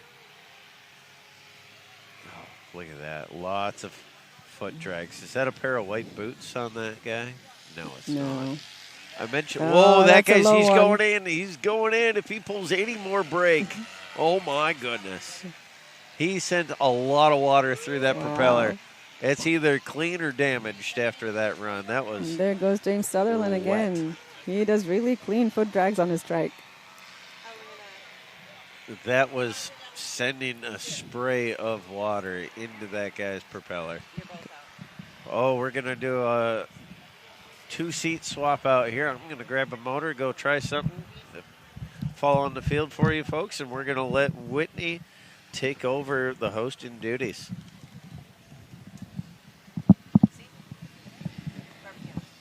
And I'm going to sneak on here, too. Eat. Well, eat some. All right. Hey there, friend. Hey there, pal. How's it going? It's going good. That's good. It is looking exceedingly flyable out there. A lot more pilots are on the field laying it out. Yes, they are. It's the last night. I can't believe we made it already. Yeah, man, it's been an adventure. Hey, look, it's a me. It's a U-wing. Yeah, I have that wing. That's not a Whitney. No, it's not me. Nah. I know one of those guys has a smoke machine that they fly with. And tonight they implemented a new rule of no smoke machines. Did they? Yeah. It got a little bit obscured last night. A little hazy. Yeah. Thank you. Looks like Jill is gearing up to go as well. Yeah. Ooh, winter mute. We've got a few folks all lined up. It's interesting now that the wind direction has shifted a little bit. The layout of the wings is more interesting. We've got Tom from Parajet about to take off on the Parajet Viper XC.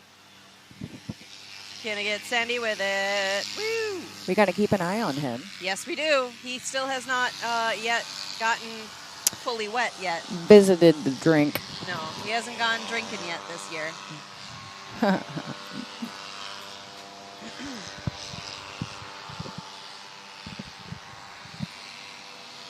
Ooh, look at this Piper. I love that color. Oh, that's the Dimitri Atom 80 machine. Yeah. But that wasn't Dimitri, so somebody else is flying it. You know, it's interesting how we learn our fellow pilot friends, what they look like, what they're flying, their flying style even is how I identify many people flying around. They've got their signature. Yeah. Everybody's got a signature. So, like, Dimitri's got a white helmet that he wears. James, he flies like a flying starfish because his legs are wide open as he flies. You know? The starfish. Yeah, flying starfish style. Byler's got that bright lime yellowy looking helmet. Yes, he's got the bright green helmet, so that thing is easy to spot. Right. It's great being able to fly with friends and being able to recognize who's who, so you can catch up to him and say, "Hey, man," in the sky. Check this out. DTP's going out there. Yes, he is. My goodness, they're showing out early tonight. Yep. We got James Sutherland here on the camera with Brennan. All right, you're on. It's beautiful out here. We're at Bad Apples, and we're having a great time. It seems like everybody's getting to fly. I've done like 100 tandems. I've done 1,000 flights. What happened last night? Last night I became a Bad Apple, and I will never forget it. Ever. What number are you? I'm number 90, and my call sign is IBS. I break shit. Back to you in the booth. Say it. Back to you in the booth. Congratulations, Sutherland. Welcome to the Bad Apples family. I have yet to join the Bad Apples, mostly because I don't have any reasons to join the Bad Apples yet. That's always a stipulation of it, as yet. Not breaking things yet? Yeah. Yep. We got that Trike working on a takeoff. Kind of struggling in that launching spot right there. It's a really tricky spot. You're going uphill, and he's going into the wind shadow there. All right. We're going to cut over to Ben Garib here on the line. Awesome. What's Icon of a wing, and that's the name of it, too. No, it's really good. It's extremely fun. You can do a barrel roll and come still right out. You're not diving towards the ground, so I don't know. That's awesome. It does exactly what you want it to do. It's great. Say back to you in the booth. Back to you in the booth. Hey, Ben. Thanks, Ben. Yeah, a lot of folks have been flying that Icon a ton this weekend. Very cool to be able to see it getting out there and getting some time on the field. I love that about the fly-in. You get to try a lot of new stuff. Absolutely. That's one perk of this fly-in is being able to come out and try all sorts of things. Popping into the Ozone booth right here and saying, "Hey, can I try that new Viper XC? Exactly. 16 or 18 meter? Let's do it." Come see us. The demos are free if you are on site. Yeah, we're going to go to Jill here on the sideline. Bad Apples. Bringing my camera up, maybe take some photos while I'm up there, and enjoy the hopefully smooth sky. I'm excited. Have fun, Jill. Ooh. I'm only a little bit jealous of her, but I did get to have a nice flight last night, so I'm only moderately jealous that she's going out for a flight tonight. And, who knows? We might be able to squeeze one in here before official sundown has happened. Absolutely. We've got time. Yeah, absolutely. We've got some more. We got a tandem foot drag going on over here. The pond. Near the pond, at the pond. Let's see how they do. Oh, they're going for it. Here we go. Nice and smooth. Keep it smooth. Keep it smooth. Well done. They kept it smooth.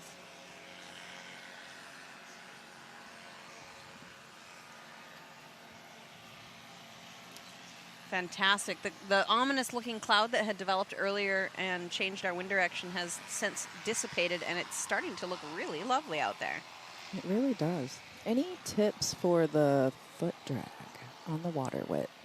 Don't go in the water. It's a modulation between brake pressure and power. So you don't want to use up all your brake pressure by holding too much of that while you're foot dragging the water, because you get a little bit too deep in the water or it starts to pull you down. You need the pressure, add some pressure to get yourself up out of it.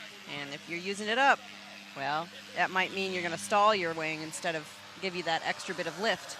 Right. So all of these folks out here that are trying out their foot drags on the water are learning, A, what it feels like to fly through turbulence and try to foot drag, because that's what a lot of these people are getting bounced around doing. But it also is a strange surface, 2-foot drag upon. Water has suction properties. It so sure does. when your foot hits that surface of the water, it adheres to that surface, so to speak. Right, and we're using our heels, right, not our toes. Yeah, the best A little practice. safer. Best practice for foot dragging is to foot drag using just your heel and creating a sort of a wake, like a boat.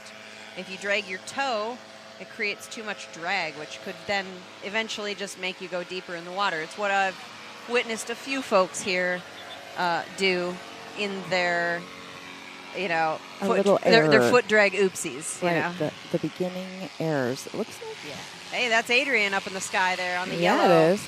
On the yellow and gray and black Viper XC? XC, I think. Yeah, he's got an XC. Yeah, I see the winglets. He's Team XC. Look for the winglets. Hey, that lovely sun is coming out, lighting up the field. Oh This my is gosh, gorgeous. you can see the gorgeous glare off the water. Wow. It's lovely out there. We're going to start to see some probably interesting lunches as the wind dies down for the evening. This is my favorite part. Yes. More and more people showing up on the field. Absolutely. More and more opportunity to get people out there. We're going to go to the sidelines Kike. and check in with Kike. Hello, my name is Quique Frias from Monterrey, Mexico, and I'm here enjoying this beautiful event here at the Hodges field. Right now I'm trying this Iris paramotor with my Piper 2, and I had a blast. How are the conditions up there? They're pretty good right now. 2 hours ago it was very, very gusty, but right now it's perfect. Back to you in the booth. Thanks. Huh? Kike! Thanks for the report there, Kike. I know 2 hours ago it was nasty, and now it has started to smooth out. More people are getting in the sky. Yeah. He really likes the 14 free ride. He's been demoing it all weekend. Has he? Yeah, he's been jumping all over the place trying to find that right Different fit. wings, yeah. Absolutely. As we mentioned, come to the Ozone booth. Get a wing demo. Come and try the goodies. We have that lovely red Roadster 20-meter flown by, oh gosh, what's his name? I can't remember. He just bought it. He did. He just bought it. Yeah, that's the one I flew the other day. After I nicked my Sirocco lines like a goober. Him and his dad just bought those. He bought the 20 and the 22. Nice. That's such a good fit. It's such a great wing. Wait, is that the father-son that comes and flies at Lake Wells? Yes. Oh, no way. Okay, cool. They're our neighbors. Our friends. They come and fly out of Lake Wales Airport. There's Wallow doing a foot drag here with some stees on his U.S. Navy wing. Wallow. Got another Trike launching here. Let's see if they can get her done. Ooh, that's a big collapse. That is. Ah, bummer, We're man. going to reset that guy. Yeah, you're kind of stuck in that wind shadow over there in that corner. A lot of folks are kind of shifting their launch spot over closer to the pond. Right. To get that maximum amount of runway. Wow, there's a lot of wings in the sky. Check that out. There sure are, yeah. Oh, yeah, they're all grouping up there. We got some folks getting ready to take off. We got Dave getting his motor ready to run, doing his pre-flight. Every good pilot should do a pre-flight before they take off. Man, you're going to find all those little things that you're going to miss, like an airbox being loose and falling off and then going through your prop. Nobody wants that. So do a good pre-flight before you fly, guys. Have the checklist and stick to it. Absolutely. Do the same. Do it the same way every time, man. That's right. Oh, I love that combo on the wing. There's Vito getting a foot drag in. Mr. Team Scout over there. Yeehaw. There's Jill. She's ready to go put out her wing. Get after that sky candy. Miss Butterfly herself. Yeah. Speaking of butterflies, there's a fella out there flying the butterfly wing from Air Design. That is my personal favorite wing in the world. He's up there flying right now, actually. All us girlies, we like the rainbow butterfly wing. The pretty wings. Yeah. We got James Sutherland taking off on the Charlie Soap. Beautiful wing there. He could fly that thing like nobody's business. Oh, yeah. I have to say, he is one of the most skilled trike pilots that I know of in this industry. Man does more tandems than I think a lot of the rest of the playing field combined. Right. I think you hear Trike and then you immediately think James Sutherland. You think of James Sutherland. Absolutely. At least I do. I think most of us do. Yeah. Getting a view of the field going on here. We got some more folks coming in for a go at the foot drag pond here. We got Vito coming in for another attempt. I need the where's Tom cam. You got to keep an eye on him. He usually does a preemptive pass. And You know, takes he's a look. probably grouping up with the Viper XC people up there. Yep. If I had to guess. The pond cam was my favorite from last night. Yeah. Whee! I hope we get a lot more of that. Yeah, and you know, as the evening goes on here, our wind speed is decreasing, so the foot drag speeds are going to be increasing. Meaning, if and when maybe people splash down, they're going to be splashing a lot. I want to see the slow-mo. Yes, absolutely. I want to see a slow-mo. That's of that the too. best footage Yeah, to go back. absolutely. Got that nice red and orange. I think that's a spider coming in for a lovely foot drag there. Don't get too deep there, buddy.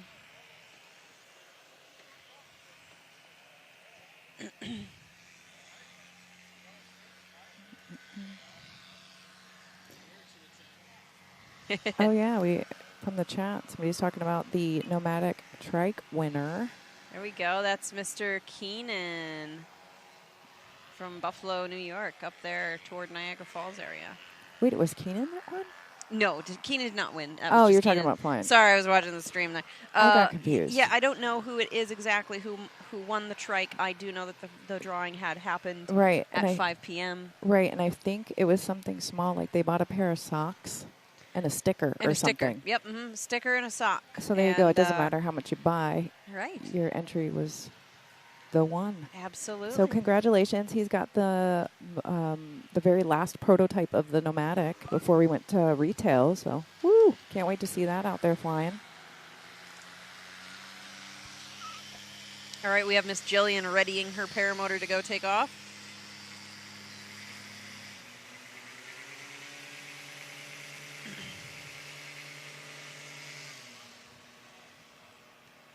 Got a nice lineup here coming in for some water foot drags on the pond. These are my favorite. Yeah, I think that's Tom Disharoon. He has a very distinctive wing. It looks a lot like Jillian's wing, I was going to actually. say, I think that's the one we thought was Jillian. Yes, yeah. Jillian doesn't have, I don't think she has the green. She has a different color.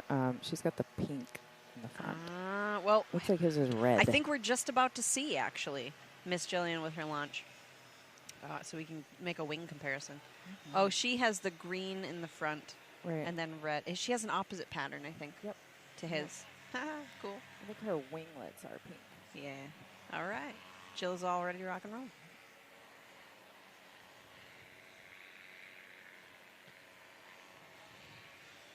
You know, when we have folks launching out here at the field, it can get a little bit chaotic with the wind direction and with folks getting set up.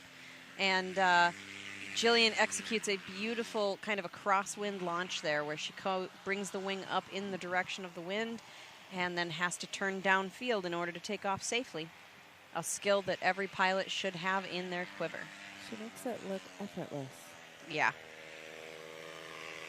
To be fair, we do have lots of opportunities to fly down there in Lake Wales, Florida. The weather is mostly good most of the time. Fly every time you can. Absolutely. Down there on the water, you're avoiding alligators. So you probably get really good at foot drags and not foot dragging when you're supposed to, and vice versa. I mean, I don't really touch the water in Florida. No, thanks. You watch the gators from afar. Dude, you know, you flying over a body of water, you're going to see gators. They are there. And realize very quickly, I don't want to go in that water, even by the most accident of accidents. That's not, I didn't sign up for a gator encounter. No, not at all. Florida Wildlife Tours. Yeah. No. All right, we've got Lucian taking off, There he buddy. goes. Man, Keep running, buddy. Yeah. I am so proud of him. He's such a champion. Gosh, 2.5 years away. I'm so proud of him. And he came back like a boss. He's been a pal of mine for several years. I met him early on in my flying expeditions, and same. And he's been a pretty cool dude to know. He's lovely. Yeah. Yeah. My favorite Australian. But he did steal my Red Bull last night. So. Lucian. Shame. Unbelievable. But he made up for it. Brought a whole bag for the whole team. Oh, gosh. Well, that was a bit overkill, but all right. We were all caffeinated. Ah, that's good. Thanks, Lucian. This chair is making a very strange imprint on my leg.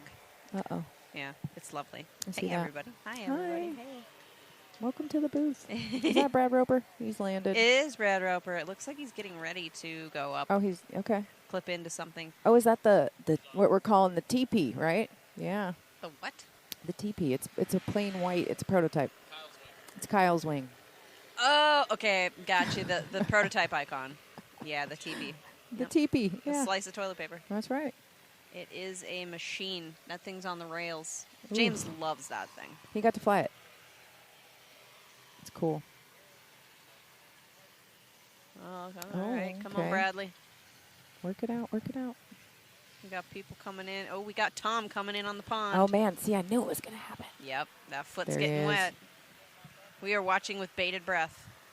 Oh, see, he's playing it safe. Yeah, you he see is. that? He's he just feeling it barely out. touched He's it. feeling it out, That's what I'm you saying. know. He He's takes the allowed. pass, a very safe pass. allowed.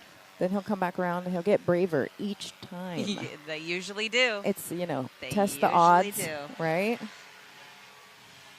Indeed. Press your luck. We got the Aviator crew getting set and ready to go out and find a spot to set up. Hey, homies. We got Chris Byler and Dave Taylor. Oh, man. And Kelly. And Kelly. Jillian's already up in the sky. I Oh, bet man. Kelly's wife, Nicole, is going to be getting Right. geared up here shortly. And they're all going to be on the Senna. Yeah. I feel like I should put my helmet on and have a conversation with them while I'm Right. on the stream. That'd be sweet. Yeah. Again, what a lovely night here. Saturday night of Bad Apples 2025 here at Hodges Field down in southwestern Georgia? Western Georgia? Right. It's Western Georgia. I don't know, southwestern central Georgia. There we go. We're somewhere in Georgia. That's the most ambiguous answer possible. There you go, Bradley. He's got it. Don't stall it. Just took him a minute. Yeah, let her fly, buddy. Yeehaw! She's a rocket ship, man. Wow.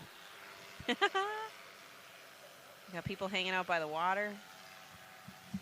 Ready to take pictures and video of people going in the drink. Oh, yeah.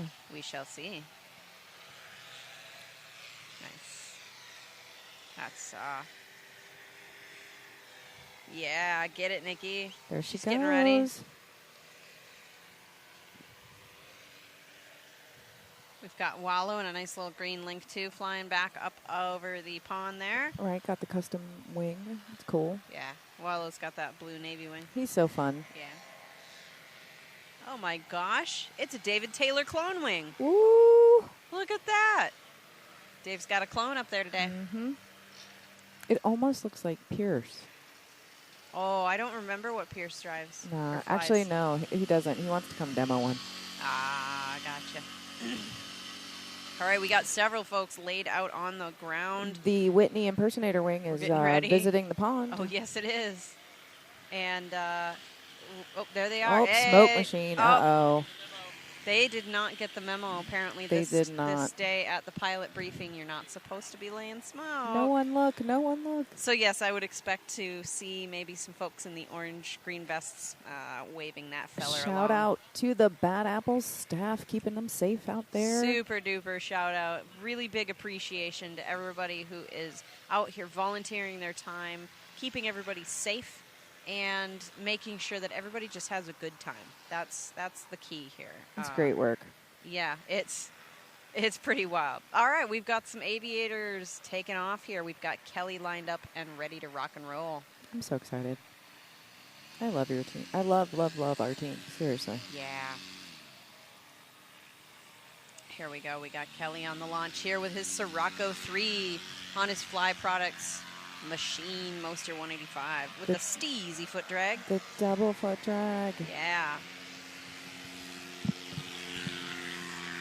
Always lovely. Ooh, I like the color on that Gin Pegasus. I like the blue wings. Mm-hmm. I'm a fan. I have blue on my wing, so it counts. There's that pretty butterfly wing up there. All right, we got David about ready to take off here. He's running his motor up on the field. We got some Nikki more over foot there. draggers going on here. Yep, she's doing her run up. This is what we see right here. There's David taking off. Mm-hmm. Ah, lovely on his Viper XC. Rocking and rolling. Going to a sweet little foot drag there. Nice. Rocking that beautiful Limitless frame with the in-air torque compensation fins, the shark fins. Beautiful machine. Rocks out. There's Brad Roper flipping it upside down on that TP wing over there. Doing Brad Roper things. Just doing Brad Roper stuff. Left and then right. Ooh, that's a double barrel. Very nice. He's one of those ones. You pick him out from the sky, you know exactly who it is. He's got Exactly. the flying style. Sure does. Doing those loop-de-loops. There we go. I sure do love that iris frame. It's very brightly colored, blue and green.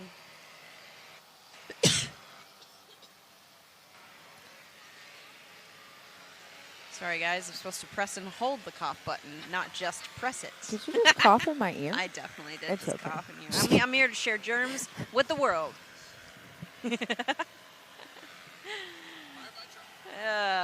We got a couple more of our Aviator friends out here getting ready to take off. We've got Nikki Stanley about ready to rock it up on her Spider 3. Spider 3, There yep. you go. There she One of my goes. favorite color schemes of that one is the pink and purple and blue wing. One of the alumni. Love Lovely her. launch there, girlfriend. Loving it. Love her. And then I think we're going to have Chris Byler taking off here shortly. And we'll get to see his launch as well. Very cool. Now, pretty shortly, I'm going to have another special guest join us. We're going to have Mr. Adam James join us with Paramotor Central. He's also with Polini Motors. Ooh, nice. Yeah, we'll get a chance to chat with him. Absolutely. Yeah. And we'll continue to watch all of our friends taking off here. We've got Chris Byler about to take off on that beautiful magenta and green Freeride 2. Gotta see it. It's a beaut.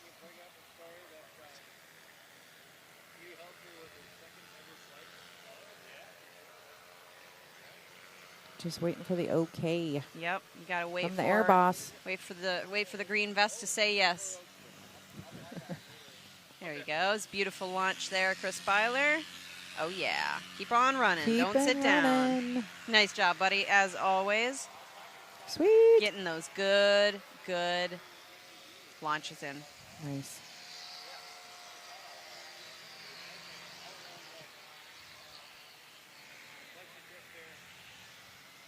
Thanks for sitting around with us there, Kristen. We'll swap you out for another guest. All right, let's watch Tom maybe go in the water. Oh, he's landing. Wow, and he's dry? Unbelievable. Unbelievable. There you go. Take a seat down here, Mr. Adam. What's up? How are you? I'm good. How are you? I'm super good. So, This is my first time, so I'll be gentle. Thank you. All right. Welcome to the stream. Introduce yourself. Who are you? Yeah, I'm Adam Raring. Small school up in Minnesota, Paramotor Central, Sky Cruiser Manufacturing. Just here checking out Bad Apples. Yeah, and you're wearing a Polini shirt as well. Yeah, so PoliniParts.com. They're based out of Minnesota as well. Probably the, I'm guessing, I have no documentation, but probably the largest inventory of Polini parts in the country. Excellent. Yeah, I'm a huge supporter. I guess I fly a 190. Man, product support is huge. Having the ability to get the parts that you need in a timely manner is huge. Right on. Yeah, no, we got somebody coming We're in. going to swap over to the sideline and get an interview here with Right on. Mr. Tom. Overtime. Who are we? Where are we? What are we doing? Hi guys, I'm Tom from Parajet. I'm at Bad Apples, Georgia 2025, and I've just landed after a quick flight. It's a little bit choppy up there at the moment, so hoping it's going to calm down a bit more later so we can do some more foot dragging. But Why don't you foot drag pond? it's quite bumpy there at the moment, getting quite a lot of racer. So Want to go swimming? I didn't fancy it this year, so I'm going to give it another half an hour now. Maybe I'm going to go up in the twilight hour and give it another rip. That's it. Back to you in the booth. Excellent. Thanks again there, Tom. I hope for your sake that you stay dry, but you know we've got everybody rooting for you out there in the field.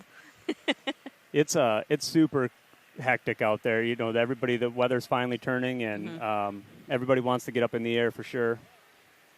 Absolutely. You know, to the viewers back home, you know, we've probably got, 50, 60 people in the pattern right now flying around? Oh, I think that's an underestimation, but yeah, I think it's Have you gotten any of the numbers? Maybe you guys have talked about this. Do you know where we're at for pilots this year? No, I haven't heard it yet, but I'm willing to bet that we're over 300 pilots registered, if not maybe more than that. Hey, we're going to bop over to the sideline again and get some chat with Brad. What up, Brad? Oh, great. So that's a 16 meter. I'm about 50 kilos over the limit. I don't advise you to do this at home. The most fun I've ever had in a paramotor. Absolutely nasty roll rate. Triple, quadruple barrel rolls, 4Gs, out of control. So much fun. I pulled out of the maneuver. As soon as I realized I wasn't going to die, then I just giggled with joy. So much fun. Absolutely insane. Back to you in the booth. Back to you in the booth. Fantastic, man. That thing is off the rails. And every person flying that Icon has nothing but glowing reviews. Are you going to try and send it? That's where I'm at. Yeah, I'm actually just waiting my turn. So. Ha ha ha! Very good. The pond, some.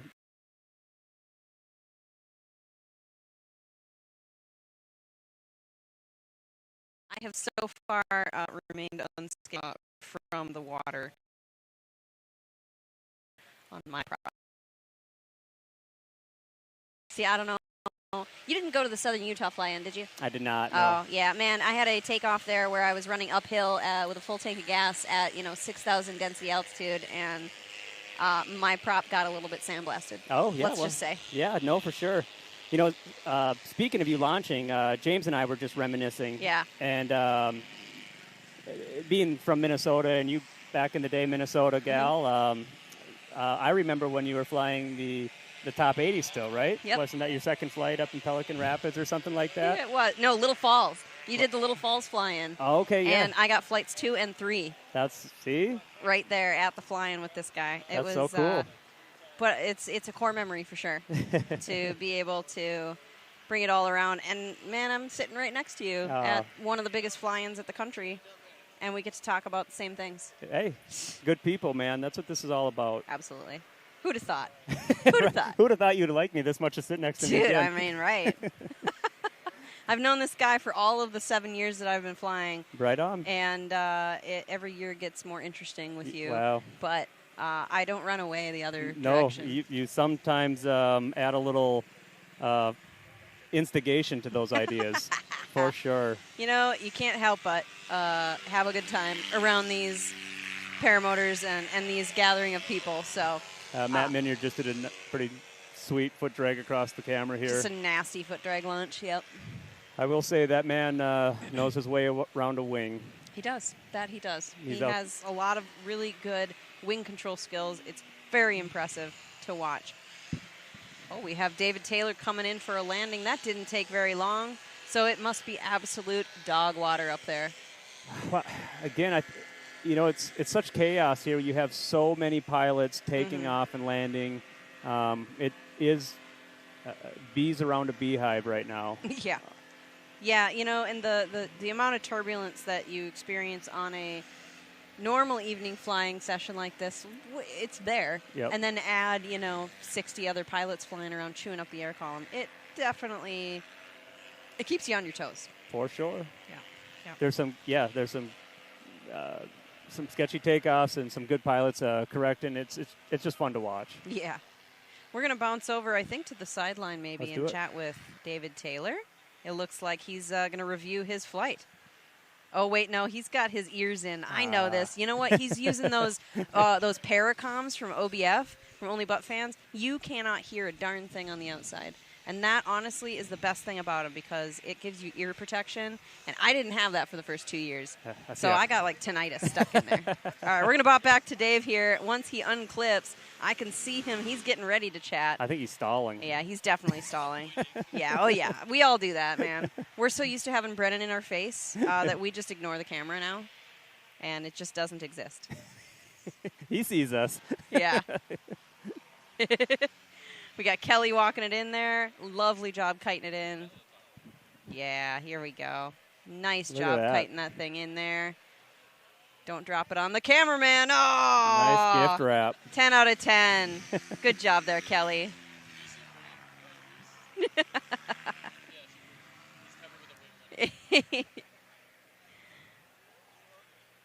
Nice job there, man. Yeah, with these guys coming down and landing, it's pretty obvious that the air up there was pretty trashy. So we'll get the report here from Kelly on the sideline. All right, Kelly, how was it? It was really bumpy today. Not pleasant really at all, but it's fly-in, so we're here more to hang out with our friends than fly. I think it's been a pretty cool experience, but there's still a lot of people in the air, and yeah, it wasn't great, at least. Tomorrow morning's supposed to be fantastic. Yeah, that's all. That's all I got for you, Brian. Yeah. All right. We got, Mattman, you're doing some water foot dragging across the pond there. Let's see if he can follow the rules and not do a circle around the pond. We were told not to do any of that. Just because it kind of goes against the pattern. Absolutely. Guido!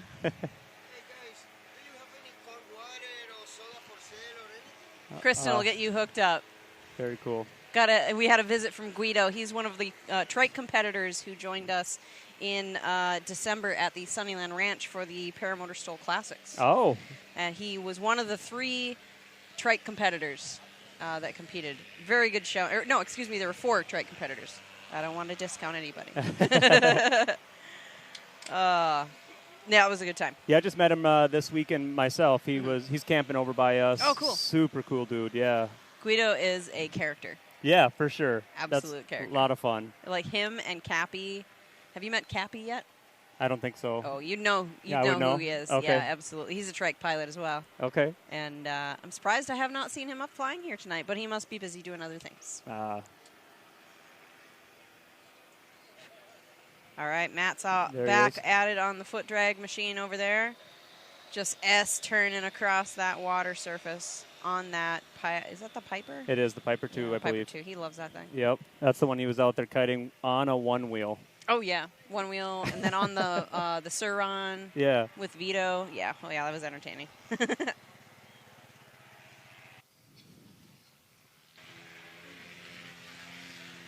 I see what you did there. Uh-huh. Yeah, we have a little coughing button. I'm new to the technology. It took me a little bit to learn it, but it's kind of handy. Do you guys have any of the buttons where you can make different sound effects and things too? I don't think we have any sound effects boards ready, though, maybe next year. All right, we're going to hop to the sideline here and get an interview with Mike, one of the Aviator mechanics. You want back in? All right, I'm going to check out. All right. Well, it was great to have you here, man. Thanks for having me. Aviator mechanic. Just come back from Bad Apples 2025. Another flight in the books. A little bumpy up there. A lot of traffic, but overall, not bad. Can't beat it any day of the week. What are you flying? Atom 80 with the... Atom 80 on the limitless frame, and we got a Spider 24 here. 140 prop? Yep. All right. Check it out.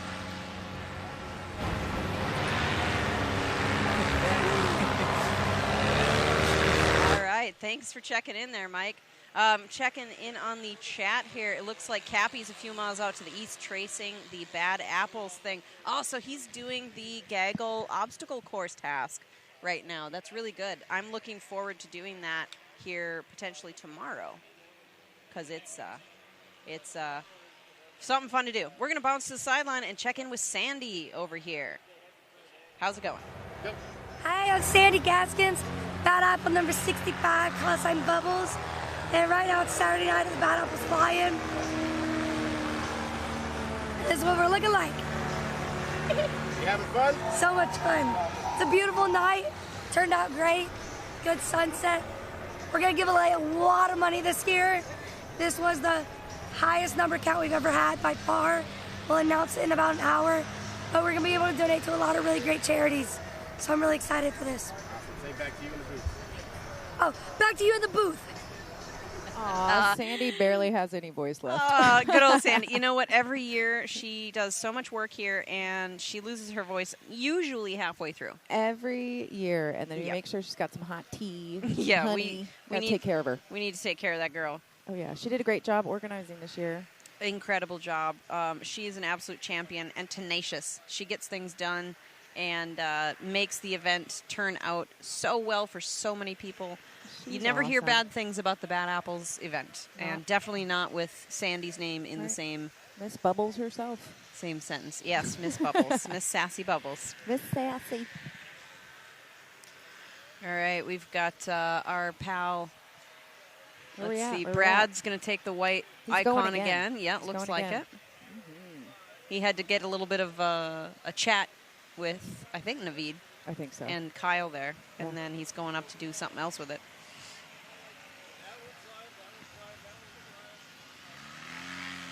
I too had to get refreshed. Had a little Mountain Dew. Yeah. Well, yeah. Oh, yeah. You know, I can't... Get us that sponsorship, yo. Hey, Mountain Dew. Yeah, right. Right. There we go, Brad. That's a much cleaner launch this time. I love Ooh. it. Now that he's flown it, he kind of like got to know it a little bit. Oh, yeah, he did. Second time, Yeah. it's the charm. You know, the first time a pilot flies a new wing, especially a hot wing, it's like a handshake. You're shaking hands with the wing. You're learning it. You're getting to know it, finding out some interesting facts about it. That's right. Right? And then the second time you take it up, well, you know its name, you know who it is, and now you can get to know it a little bit more. How much time do you spend kiting a new wing before you fly it? Man, kiting a new wing, I like to try and get out there for at least 5 hours before I fly it, just because you never know. It might react a little differently when you've got a strange weather condition or something like that. So Sure. getting out and really attacking the wing in different wind conditions, that's the word, Yeah. really lets you understand and learn more about the wing as you go. That is excellent advice. Mhm. Get to know it on the ground. Yes. Yeah, get to know it on the ground before you have to get to know it in the sky. Correct. Especially if it's a very hot new dynamic wing, you know. Right. Most of these pilots here have many hundreds of hours who are picking up these highly rated wings and going out and testing them, and for the Right. most part we know these pilots. Like we do. have some sort of reputation, right? So it's great to be able to come here and try out the different wings that we have available to us. Yeah, we got 102 viewers on the live chat right now. That's super awesome.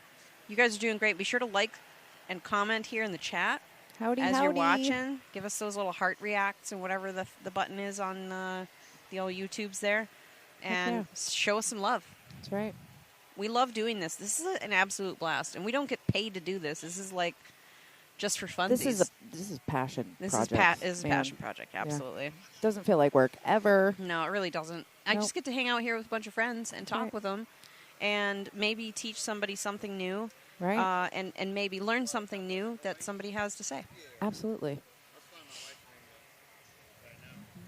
We're also following the philosophy around here of don't try 2 new things at once, Oh, right? yeah. So Yeah. if you're trying a new wing out here, it's probably not the best idea to try out a new motor at the same time. Right. Let's pick and choose one. Yeah, that's definitely the best practice. Mm-hmm.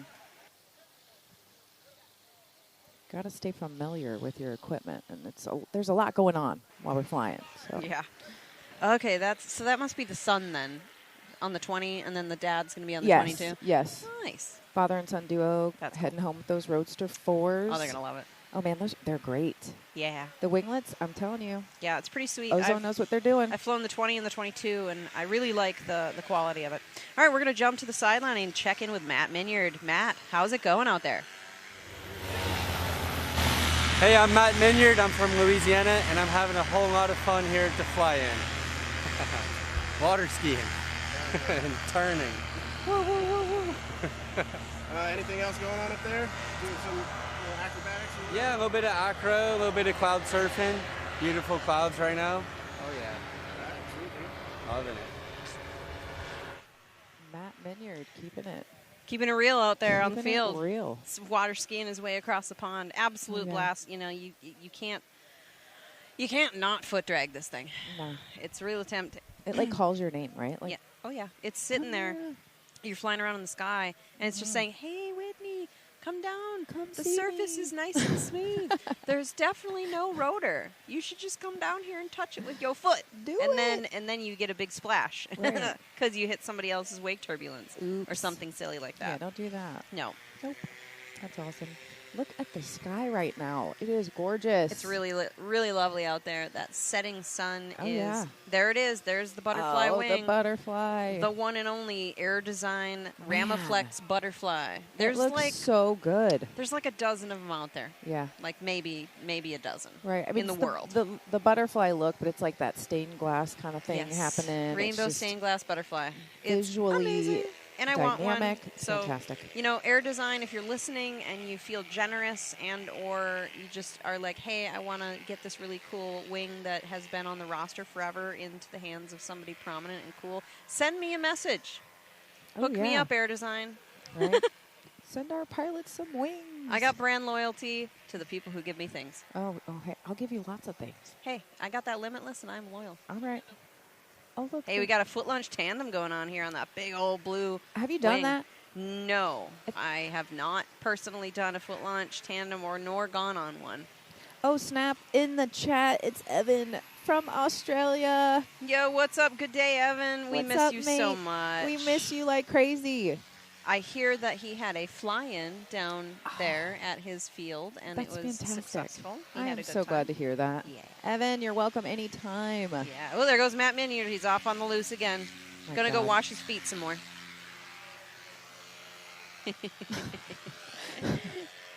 I mean, you know, you can call it what you want. Foot dragging, washing your feet. Yeah, right. It works. It all works. Oh, man. Awesome. If you're enjoying the live, hit some likes for us, please, because we love being here for you. So, Yeah. thanks for having us. Hey, I see that Eric is making comments on the The chat. Aviator mom, Mr. right? Mom himself. I know.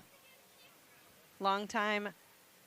He's like no the. see. You know, we got to get you to Bad Apples again here soon. I don't let him come. Mr. anymore. Boss Man. I don't let him come. Oh, wow. No. All right, then. No, I'm just kidding. We know who runs this place. It's Kristen. There you go. Good landing there. You stood it up on those feet. Good job there, blue and yellow wing. Oh, yeah. Eric's loving it out there in Texas. Yeah, that's Yeah, what I hear. I know. Him and the fam, just loving it. Yep. I need to go visit. I think he's around the Austin area. He so, is, yeah, he is near the Austin area. I have yet to visit through Austin. Yeah. Whether I was visiting Eric or not, but Sure. I hear Austin is a town to visit. Totally. It has a lot of stuff. Yeah, he's working on National Stoll now. So Yes, yeah. More aviation, right? You can't get him away from aviation. Oh no, that's Not like at all. part of his DNA. I'm pretty sure. Yeah, absolutely. Family first, indeed, Eric. We love you. Keep making those memories and cherish those moments with the fam. Oh yeah, totally. Matt, man, you're getting steezy out there on the water as usual. You know, foot dragging with a bare foot feels great. I have to say. I say it. I just heard James when he was coming in to land. He was doing a foot drag and ended up bouncing his toe against the ground, and he's a little bloody. Oops. Which James? Your James. My James? Yeah, Whitney's James. What did he do? He just picked the wrong spot to foot drag, and it busted up his toe. He must have been barefoot. He definitely barefoot. Oh, yeah, okay. he wanted to. That's experience silly that. boy. Silly Yeah, boy. Silliness. So we're also first aid tent as well. Oh, we got the Kona Ice Wing flying over. That was great. All right, we got Kike going up on the Icon again, taking off on that lovely Paramotor Maverick. Is that the MAV 2? The MAV 2, yes, thank Yeah. you. With that, it's like a hunter green. It's called Viper Green. Oh, Viper green. Yeah. Very nice. No, they put a lot of work in these new Maverick line. Mm-hmm. Mm-hmm. Yeah, it's very distinctive. It looks very nice. Right, they've got MAV 2 and then they've got Maverick Neon. Mm-hmm. Yeah, you can get like hot pink props. Yeah. Yeah, it's pretty sweet. Wait, hot pink props? Yeah, they've got a decal on the prop now. Oh. Yeah, okay. and you can know, I get got a to white see or one of black those. frame. Right, so then you've got a neon yellow you can get, Cool. the pink. Yeah, it's pretty sweet. That's and there's awesome. like a really cool electric blue. Yep. It's amazing. Oh, we got a trike launch. Good job happening. controlling that Oh. landing, girl. Oh, look, they got a little crowd out by the pond. Nice They're job. smart, man. Yep. Seeing the action up close. Let's see. Oh, there's Doug. We just saw a glimpse of him. Doug Poteet. I love seeing our students out on the field and at this fly-in, man. Yeah. Look at that lovely, lovely color on that wing. That a speedster? I think that's a speedster. Yeah. It's got the heavier duty fabric compared to the Sirocco. Yep. Speedster 3, everybody. We heard today in the talk with Amelia that they are going to come out probably with the next Speedster. Oh, look, Doug Poteet, go to him. We're going to go to Doug on the sideline. Baby. All right, hey, this is Poteet reminding you that, hey, we're out at Hodges Field. They're having a blast. A lot of people from around the world are here coming and kicking the skies, man. It's pretty wild. You should have come down and just watched it maybe once or twice, a couple hours. Just come and check it out. That's where we're at. We're with Aviators, and we're at E-Carp and Fly Forward over there. What are we doing, dude? Strings and porosity tests, all kinds of shit, man. Viterazzi is doing your motors. It's all kinds of stuff, bro. So just come on and check it out. But if not, put it on your calendar for next year. Put it on your calendar, man. Check it out. Back to you in the booth. Lighters. Dude, you guys are crazy. Oh, man, I love our students. Oh, my gosh. So you guys, like, I remember so many of you, and it's, God, you guys are all quirky. And, yeah, I remember your names. This is, like, the best part of the job. Oh, my gosh. Yeah. Doug, he's got such a good personality. He sure does. Man, such a lot of positivity coming out of that man. Heck yeah. How long ago did he train, do you think? It was about, oh, God, not that long ago. Less than 2 years. Oh, cool.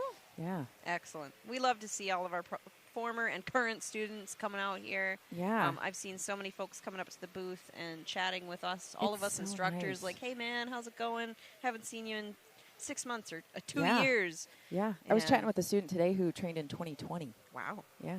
That was like a minute ago. Oh, I know, and I'm shocked that I can remember that. But you guys stick with me, man. There's always some, like, amazing stories from people calling in and, you know, coming in through the program. So it's pretty cool to get to know everybody. And then, you know, they leave training and then call me back later and show me the cool stuff that they're doing. Yeah. Yeah, it's pretty sweet. Yeah, it sure is. Oh, yeah. Wave hello. Hey, neighbors. Hey, what's up? Howdy. Oh, there's Matt. Matt going for another go at the pond. Right. We need the Matt cam now. I feel Yeah. like this is, like, what, round 10? Yeah, that'd be great. Yeah. Oh, man, it's shaping up to be, have been a lovely evening tonight. Oh, yeah, it is. I feel like there are definitely less people flying tonight than compared to last night. So far, I feel like it's still young. The night is still young. What time is it? Let's see here. I don't really I can't read an analog clock. Where's the numbers? Where's the numbers, girl? Where's the numbers? It's 7:45. Okay. Yeah, 7:45. Okay, cool. Dang, did you just make me feel hella old or what? I Oh, I got the analog watch, you Whoops. guys. Oops. Well, it's, you know what, listen, it's too small, all right? It's fine. It's like the size of my thumbnail. I get it. I can't see it. Right. I came up in that time period where clocks on the wall at school I know. had arms, not numbers. Yep. Oh, man. Let's see. Oh, we got a Trike.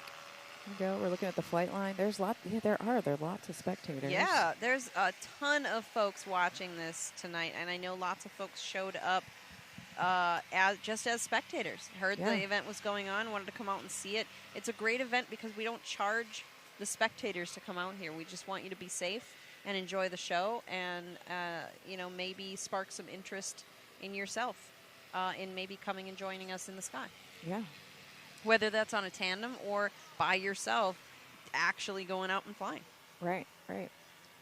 We usually have one like every year that comes. They see a bunch of butt fans in the sky, and they are curious, and they come out. So I love that too. Yeah, you know, and it's hard to miss when you're in a local area like this and see all these weird things in the sky. Curiosity will get you. A kid came by last night. He said he could have been mowing grass or checking out what this was, and he decided to come here. Smart kid. Good choice. Very smart kid. Let's see. Oh, man.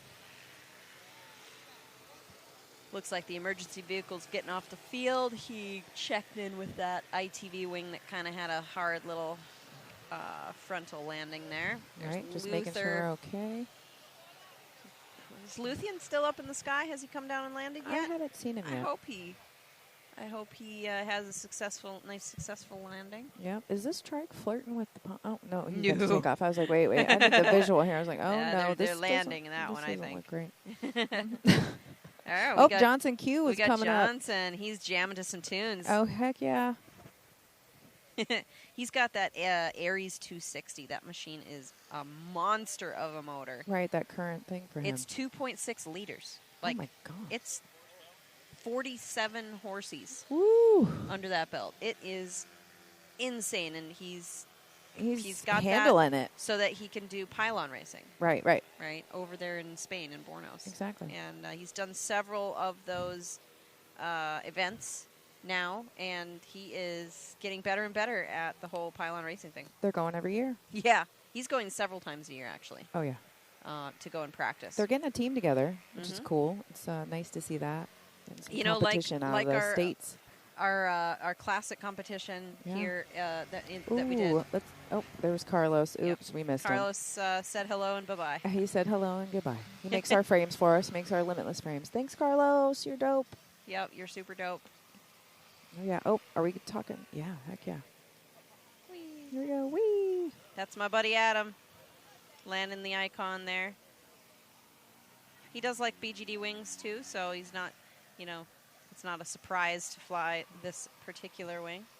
But, boy, the icon sure has a lot of life in it. Yeah. Tell you what. Oh, yeah. I think we're going to jump to the sideline shortly and get a little chat here with Mr. Johnson Q. All right, man, that was a fun landing. I'm used to usually my Mosters. They probably weigh about 55, 65 pounds, depending on all the fuel and reserves and whatever I'm carrying. This thing is probably 75 pounds empty and probably closer to 80 pounds loaded. I'm pretty used to the Viper, so I kind of feel like I should know what coming in on a swoop bowling landing feels like. But this thing, whether it's the weight or just how everything's set up, man, coming in, maybe it's the density altitude too, but we're just coming in screaming, dragging my feet along the ground, which is nice to let me get some friction and stand right up. But man, it's a fun swoop landing with this thing. You know, it sure is a blast of landing when you come in with so much energy like that, especially on that hot wing he's got. Ooh, you've got like a super long foot drag. It's the type of foot drag that like Tucker likes to employ as well when he comes in. He comes in real hot, swoops it in. Hey, Lucy, and he's down on the ground. Good for him. I love it. Wow.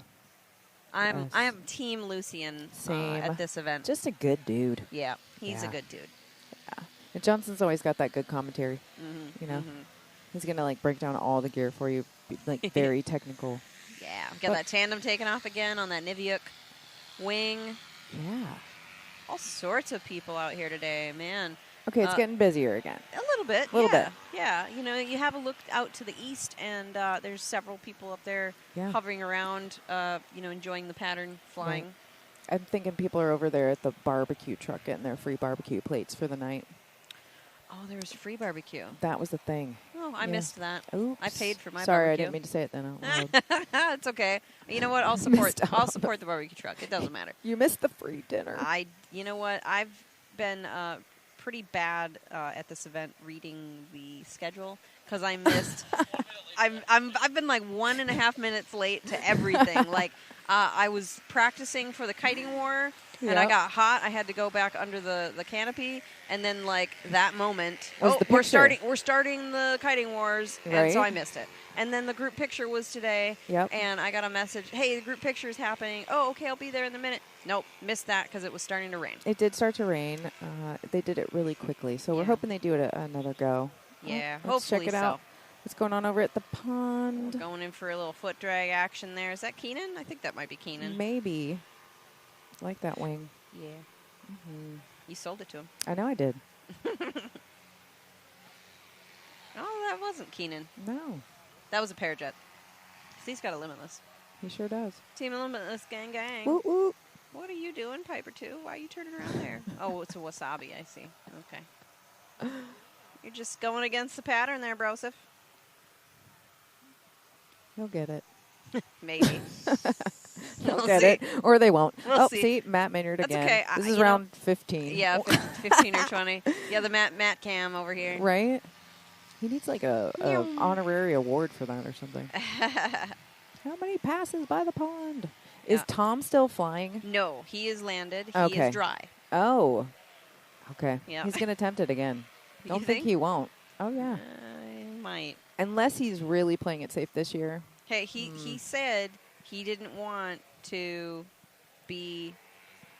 He didn't want to be wet this year. I gotcha. Looks like we are. I'm going to jump out of here for a second. Okay. Go get some more Mountain Dew. All right. So I can come back and chat some more. But we're going to talk to Kelly. Gotta do one of the the dew. awesome instructors. Yes. Down at Aviator. Super. Sweet. See you in a minute. All right. Later, Gator. Later.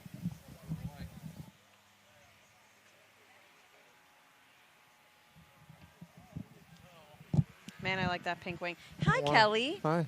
How's it going, buddy? It's good. How was the sky? Not great. It looked like it. You guys landed very quickly. Yeah. It was not great at all. Oh, man. Introduce yourself to the chat. Who Hello, are everyone. you, man? I'm Kelly Stanley. I own a small little shindig called Only Butt Fans, and make fun headsets for you to communicate with your friends and whoever calls you on the phone and all of that. Oh, here comes Nick right here. Yeah. Look at that. Oh, look at there. Bobby's got one right here. Oh, in there we front go. of We me. got Bobby's helmet right here Yeah. in front of you.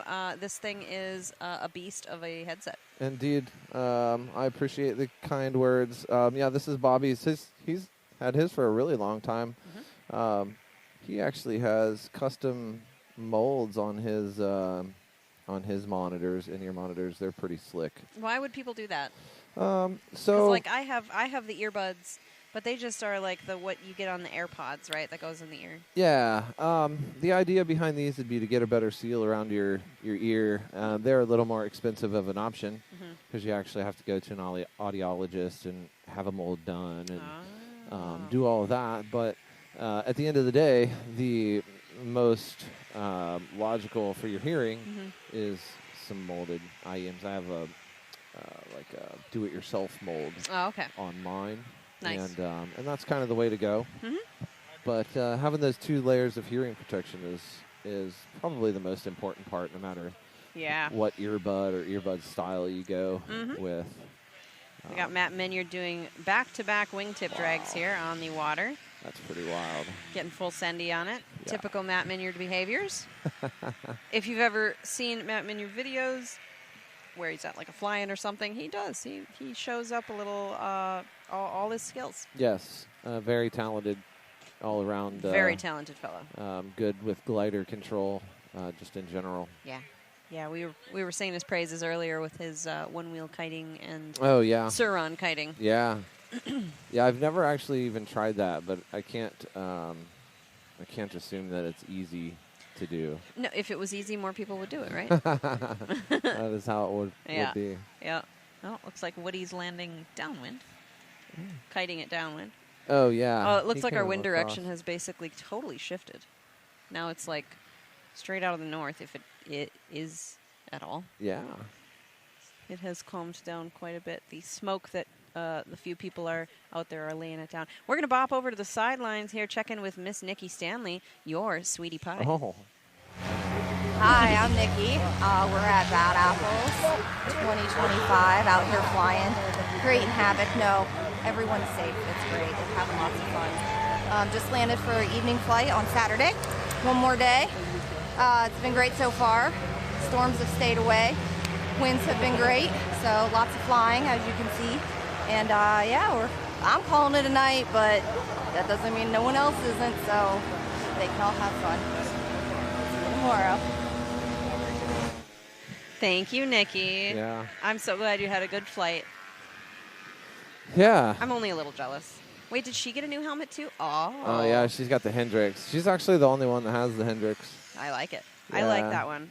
Is that the build one you were telling Yeah. me about? They have a purple and black one. Oh, okay, I'm going to have to try that one on. Yeah, that back part is, yeah, the back part is purple on the other one. Oh, I like Pretty it. slick, Okay, yeah. I'll have to take a look at that. I do cut those now. I didn't offer them before. It was all I'm a sucker for purple stuff, so you know Yeah. that kind of seems logical that I might go yeah. that direction. I mean, you're kind of the reason that I got the purple stuff to put the, put the purple grommets under them. the so. purple grommets. I just have to get myself a 50R. That's it. Yeah.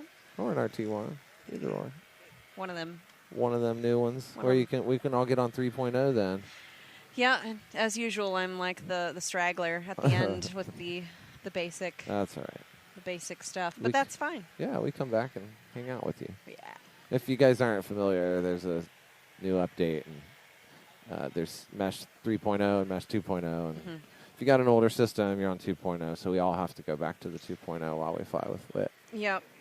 that lets you go backwards to the older styles of Cenas that might still exist. It's nice that they did that. Yeah, at least. absolutely. Didn't take it away. Lets more people join in on the mesh fun. Yeah. It does kind of look like it has calmed down some, because when I was flying, you could really see the ripples on the pond out there. Yeah, and I mean the trees across the way, the tree line has all but stopped moving. So I think the conditions now, just about like I predicted. It's 8 o'clock right now. Oh, look at that lovely sunset. Wow. Yeah, we've got 25 minutes before legal sunset happens, and another 30 minutes after that. I think it's going to be absolutely cherry up there right now for the folks who are going to be flying around until they come in and land. So I'm only a little jealous, but I got my slice of cake last night. Yeah, I mean, tomorrow morning is going to be super butter. Tomorrow is going to be super better. It's probably going to be zero calm to launch with. Yeah. I think there's going to be lots of folks going out and enjoying the obstacle course that Henny put into the gaggle. Yeah, I saw that. We just really haven't had very conducive weather for that activity so far. And, of course, tomorrow being the last day. Right. Now the weather's going to turn great. Gotta get it in. We'll have to get it in. I think myself and James are planning to take a long flight tomorrow and maybe knock out some of that obstacle course. That sounds like See if a we lot of can't fun. get up there on the scoreboard. Yeah. I definitely won't be winning the highest elevation. I'm sure Calvin knocked that one out of the park. Yeah. And longest distance flown, that's cumulative. So if you've been flying a whole bunch here at this event and running gaggle every single time, I'm fairly sure it's cumulative. Okay. But if not, if you had a nice long flight on one session, it counts. That's cool. Yeah, I think Henny put in 4 different categories, including a obstacle course. Yeah, it's neat to like you can actually see where he wrote out Bad Apples. I'm not sure what that part of the course is, but it's fun to see the interaction that all of the people that are involved in the hobby, have and can make it fun in certain ways. Absolutely. It's pretty neat. Little tandem there landing. Oh, yeah, this guy. He's done a fair amount of tandems tonight. That's neat. And that big Looks old like Nibiuk. a younger person on the front there, getting them introduced to the air. That's the best way to do it, is taking up a tandem, man. That's right. You provide tandems, right? Yeah, I'm familiar with that. It's a lot of fun. I get to take students up for their first flights. Half of them, they come in and have never had any kind of experience flying, so... I'd say even more than half. Probably, yeah. A lot of those folks that come to train with us have never even touched a paraglider before, and so it's all new to them. Yeah, it's pretty neat to get to be part of that first experience for guys and gals that come in to do it. All them peoples. Yeah, it's pretty neat. You get to help people kind of live out a dream that they've had for God knows how long. So. Yeah, and maybe they didn't get a chance to get their private pilot license in their younger years, or maybe some limitation, kept them from getting that private pilot license. And this is paramotoring, whether you're foot launching or wheel launching, is an incredibly accessible sport for just about anybody. For sure. And if you're not familiar with the rules, there aren't many, No. and we like to keep it that way. Yeah. And one of those rules is you don't need a license. You don't need a medical. It's pretty cool. Yeah. Pretty cool. Very, very cool. Extremely cool. I like that ozone color, that blue and black and green. Oh, yeah.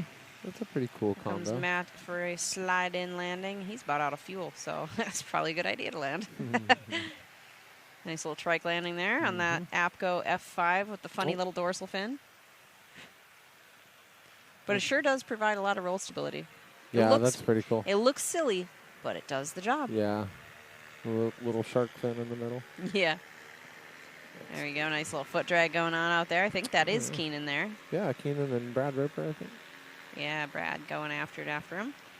Oh, that's so nice. That water is so smooth. It's definitely much smoother out there right now. And you know what? That can be difficult as well when the water is that smooth and glassy, because you can't really tell what the surface is. Right.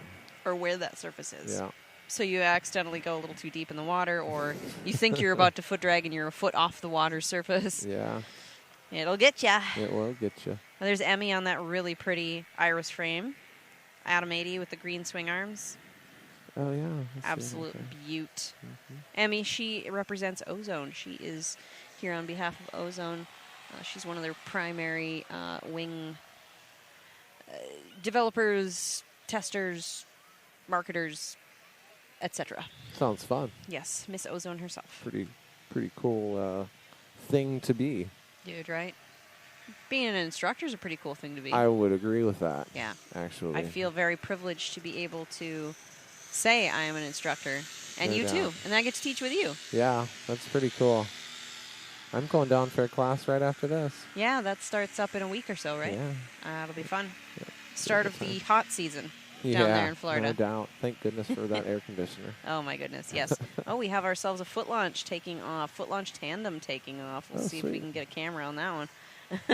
They took off to the north. Whee! Always fun to see those. Yeah. You know, a foot launch tandem is never boring. No. Never boring. No. Everybody got to run. Run, Forrest. Whee! Oh, we got a PPC up there in the sky. That gray wing PPC. I know he was flying last night, right at sunset. I think he was the last one down. Oh. Getting after it. Would you look at that? Just cruising across here. This is hilarious. Nice. I love this Mac. That's the Mac Fly, isn't it? That frame. Because it's got like multiple. It's like rainbow colored spars and lines on it. Oh. It's pretty sweet. I'm a sucker for color. Yeah. I'm just saying that right now. Yeah. I like my white frame. Yeah. But this pneumatic trike that's just pulled up in front of us is pretty slick too. That thing is pretty amazing. The seats are super comfortable looking. Have you sat in them yet? I have. These new ones? Yeah. That's good. Yeah. There's even a pocket on the side for snacks. You can take passenger. Your passenger can take snacks too. Yeah, passenger snacks and pilot snacks. I'll have to remember that. It's part of the whole nomadic charm, you know. You've got the gear bag underneath, and you've got pockets on all four sides. Yeah, that little pocket in front right here that's got kind of like a hard shell to it. That's pretty legit. Yeah. You can stick your radio and your phone and whatever else in there. I like that. It's very easily accessible. Yes. The thing about this trike is it's really well made. It's solid, and it's designed to take a pretty powerful motor. Yeah. Like a Cosmos 300 or one of the Polini offerings, I think. I'm pretty lucky to get to fly them on a regular basis, I would say. Yeah, you're development crew, basically. Yeah. I have which gotten to fly it more than most people. Yeah, at this point. absolutely. It's pretty cool. Although the one that I have been Amazing. flying is a 202. Yeah, so it must be, I don't know, is that Marcos or not? I'm not sure. Whatever. There's ready to paramotor guy. Sure. I think I'm going to cash back out. And All right. let, Thanks for joining us, Kristen Kelly. take over. Yeah, thanks for having me. Oh, Thanks. look, there's the, look at that Oh, thing. look at that. Oh, would you look at that? I'll wait until that camera. That's gives what a beaut. It is a beaut. My goodness. Yeah, I love the fact that when I turn the front wheel, the Mhm. passenger isn't turning their feet too. Yeah, that's that wheel in the front is independent of the passenger. So Yeah. I've always, disliked that on other trikes where the passenger's got their foot on the wheel that you're trying to control. Yes. And sometimes it doesn't work out so well. Yeah, they can accidentally turn that wheel right on landing. And Absolutely. And you're pretty cool. suddenly going into a turn you don't want to be in. just look at that thing. Just look at would it. you just look and at the it? gray is, wow. Just Yeah, it's like, it's not really tactical, but it's like, it's very clean looking. like a I really like gunmetal that. gray. Gunmetal gray. Gunmetal gray. I dig it. Okay. All right. Thanks for having me. Thanks, Kelly. It's been awesome. Come again soon. Okay.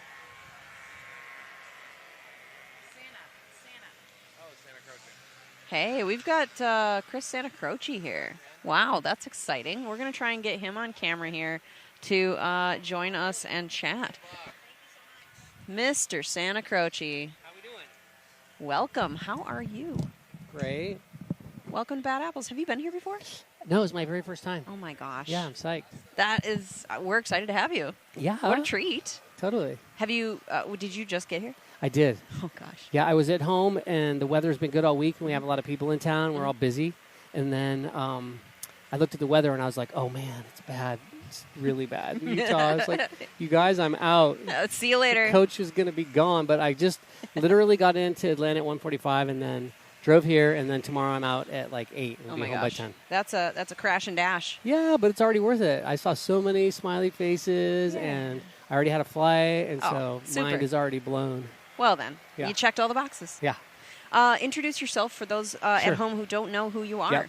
Yep, it's Chris Santa Croce, and I'm out of Salt Lake City, Utah. My organization is called Superfly, and then the thing we're most proud of is Project Airtime. That's our nonprofit where we take disabled folks. That's such an important project. Yeah. I'm really happy to know people who are involved in that project. Yes. Namely James Sutherland. He's Totally. my pal, and he absolutely loves doing Project Airtime flights. So good. He's what it's all about. He's like that guy. But He is. He's a personification of joy. Yes. When it comes to Yes. getting others in the sky. he's Oh the my guy you want to take you for a tandem flight. Because he's going to have as easily, probably more fun than the passenger any day. Oh, totally. Yeah. He gets so much joy out of it. As he's bringing more people into the sky, he's given a whole bunch of tandems out while he's been here. I believe it. Because anybody who asks him to go to for a tandem, he's like, absolutely, let's go right now. Yes. Let's go. So the willingness is incredible. Yep. Got any new special projects going on out there in Utah?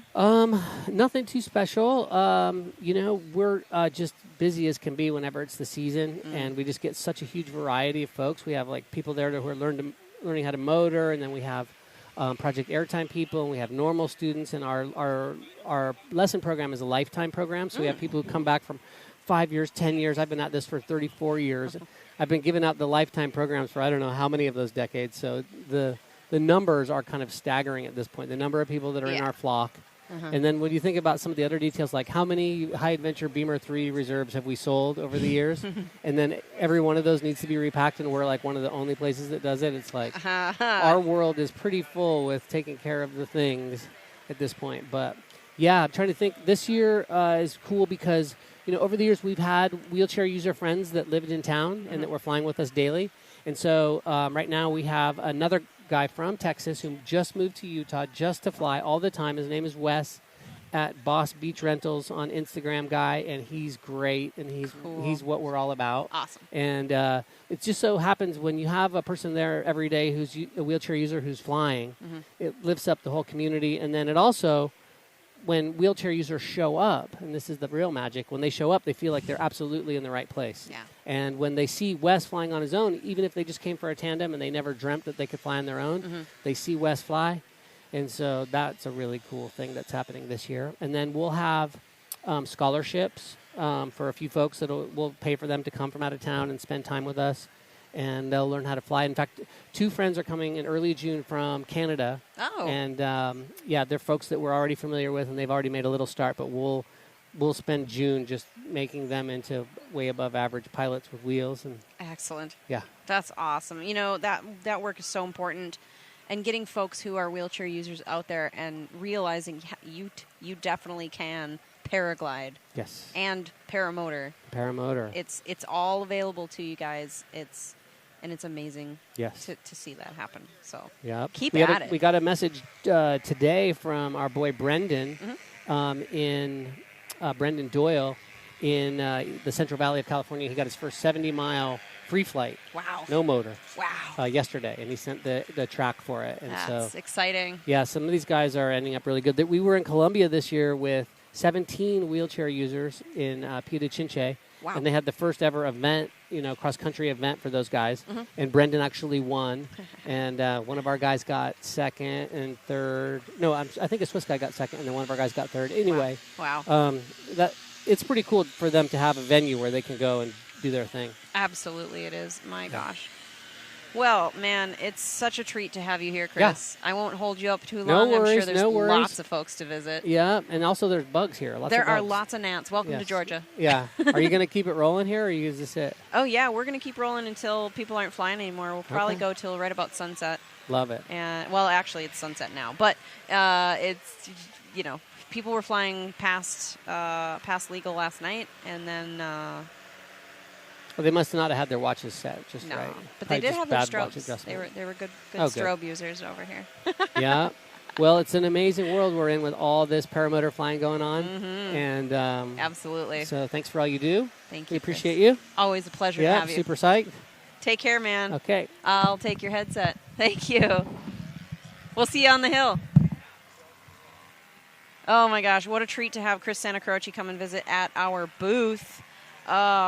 I saw him out in Utah this fall when I briefly visited on the hill, and I was hiking my butt up the south side hill in Utah to go free flying, and I saw Chris. He was there busy teaching somebody at the moment, and I waved and said hello, and he noticed me, he saw me, and he knew who I was, and I felt special. So it was really cool to interview him there at the table, Mr. Chris Santacroce. That's amazing. Yeah, he's a legend in the sport, and like what we saw in the chat here, you know, when Chris talks, people listen. People do. People absolutely listen. Yeah. So thanks for that comment there, Bill.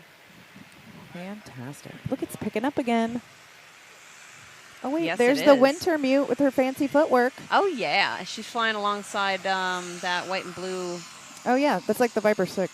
I think that's the Viper. No, it's got winglets. Oh, no. Yeah, the Viper 6. Does it have winglets? Yeah, it has winglets, homie. All right, well, I ain't paying attention. All good. Listen, it's been a long weekend. It might be Adrian flying it. You're right. It is Adrian. I can recognize him. I think he ran off with our demo. Yeah. No, you know, I've been saying it all this time. Like, I can recognize how people who they are by their flying. By their flying style. Yeah. And oh gosh, is just this like, Tom? Just like Tom when he comes Tom on in the to pond. the You guys pond, hold your breath. Hold your breath. You hold your breath. Woo! Yeah. Tom's not going to get wet. That's This is so that's exciting. my prediction this year.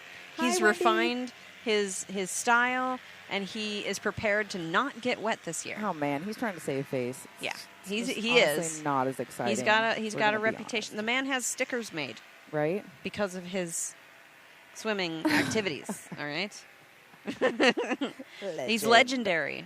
Yes, absolutely legendary right now. Oh, Wendy's in the chat. Hey. Hi, Wendy. We miss you. Hi, Wendy. Wendy's got a nomadic trike waiting for her back in Lake does. Wales.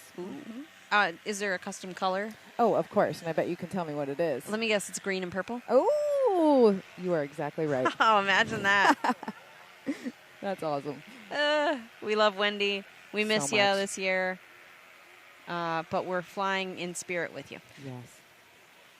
The gnats are attacking me in the eyeballs. Oh, no. Mm-hmm.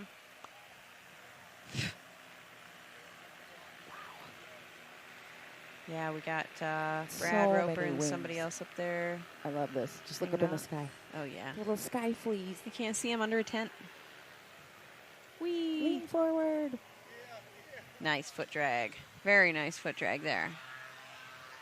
We got another trike getting ready to take off. Looks like a Cosmos 300 trike there, tandem. Oh, yeah. Miss Jillian Wintermute, Ozone Ambassador, Ozone Team Pilot on the beautiful Viper XC 16 meter. Overall, BA. Totally BA. Totally. Man. Oh, here we go. Is that Johnson? No, that's not Johnson. No. I can't see. I don't know. Lots of folks buzzing around like bugs tonight. It's looking good. Oh, look, Tom's coming back. Is that him? No, he's Yeah, nope, that's he's definitely lining back him. up. Of course he is. See, I'm telling you, he's going to tempt fate. Not a chance. He's gonna stay dry. I'm Come putting money on. on it. Come on. I'm putting a whole I'm putting dollar. money on him going in that pond. I'm Aw, not even going to ye hide of it. little faith. Come on. Ye of little faith. So entertaining. There you go. Nice Love little Tom. tandy here. Love him so much. Getting after it. So our pattern, it looks like our pattern has shifted. We have a little bit of a stack Little going on mini here. stack We happening. have 3, 4, 5, 6, 5 Ooh, look at that. Man, that's like... I bet you there's going to be a couple of laps here. 20. People are going to gather up on this stack. I love I this. love impromptu stacks. Same. Impromptu stacks are so much fun. There's Tom. Tom doing it again. What did I tell you? Tom on the bottom. Oh. Very nice. Very smooth. Look Yep. at that. Little dip. You think he's been practicing back home? I doubt it. I don't know. You know. It's England. They can't even fly. The weather's so They terrible all the only time. fly like 5 times a Yeah. year. Oh, yeah. I know it. Sorry. Oops. Hey, nice streamer there. Oh, Ooh. yeah. Does it have a light up end? Oh, no, it's just fabric. Okay. It's It just looks like a light up neon. end because it's neon green. High visibility. Yeah. High vis indeed. Let's see if our stack can proliferate. Probably not, you know. I don't know. Give it another pass. Yeah. We'll see if they can form up on each other. That's the best part of these types of fly-ins is a lot of times you will start a stack, get a couple of stacks going, and people just naturally join up. Here comes Jillian in for a steezy foot drag on the landing there. Yoo-hoo-hoo. Very Ooh. beautiful. Always got the style. That's how it's done. It is how it's done. I love watching you girls fly. We girls, we got the style, man. Style and grace. Super style points.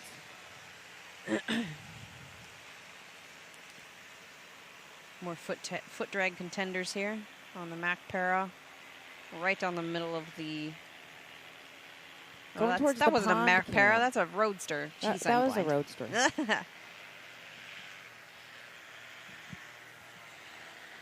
Yeah, we have a... I feel like how many pilots do you think we got this year? I think it was like over, last year was like over 300 or something? Yeah, it's definitely over 300. Yeah. I don't want to speculate because I have some intel. Oh, well, I don't have the intel yet. Well, I worked registration yesterday and today, so I see Ah. the numbers. But Okay. I'm not going to say anything. Yeah. I know that it's over 300 because that's what we did last year, I'm pretty sure. Right. Looks like winter mute here. We're going to have an interview with Miss Jillian herself shortly once she's done unclipping from her gear. Right. Gets that motor off her back. Who knows? We got a nice diamond formation up there in the sky. It is beautiful with Brad and we got Mateos. That looks like Mateos and probably Nico. Yeah, I don't know who's on the blue carve. That's a nice carve. Oh, yeah. Nice. I like that deep blue. Yeah, it looks good. It looks like Jillian is over there Nice on little the double sidelines. wingtip drag. All right, Jill, let's hear your report. On your own. All right, just landed from my Saturday night flight. Made it out to the quarry, hung around there for quite a while. Took some photos, enjoyed a nice sunset on the way back, and did a couple passes by here. The wind is absolutely dead. I was not expecting that, so I had to find the wind direction. It's a little more manageable than last night, surprisingly, with all the people. But I had a blast, and yeah, I'm gonna keep taking some photos of people landing. Back to you in the booth. Thanks, Oh, man. Jill. Thanks, Jill. Thanks for the report. Man, I'm so jealous you got to go to the quarry. I did my the quarry gosh. flight last year, and it's a lot of fun out there. Yeah. Did we miss Tom going over that pond again? I don't know. I think just saw that Parajet wing. I think he's still bopping around out there. Whew. Look at all those wings, man. Yeah. This is so good. All right, looks Oh, like we're there's going to get Sam. the report here from Sam across the pond. He just landed on his beautiful XC wing. Yeah. Hey, Sam. I am Sam. I'm a pilot from the UK. I'm here at Bad Apples. It's my first time flying here, and it's been pretty insane. Came pretty far, huh? Yeah, it's a bit of a trek, but it's definitely worth it. Took your motor on the plane and everything? Yeah. Packed it all away. Yeah, flew it out here. No problems, luckily, but it was pretty cool. So, just had a pretty insane flight in the quarry, and it's kind of carnage right now, but yeah, it was pretty good. Thanks, Sam. It's been an absolute blast having you here, visiting us in Lake Wales and being able to fly here at Bad Apples with us. So much. Loved their company this past week or so. It's been so much fun. Adrian and him coming through. Having their experience just being here and not being able to have as much freedom over in the UK as we have here for flying has been an absolute blast for them. I'm learning so much about the different rules of flying over there. Like, they don't do trike tandems, like, at all. They're, like, illegal or something.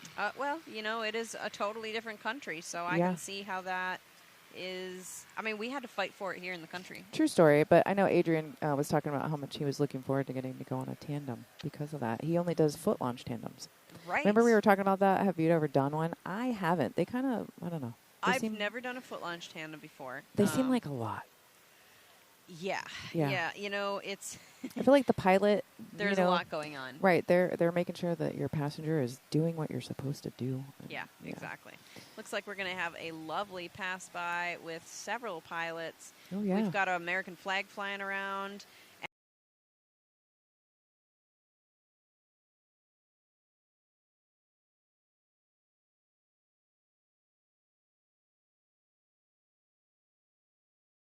The 14th ride. Aha.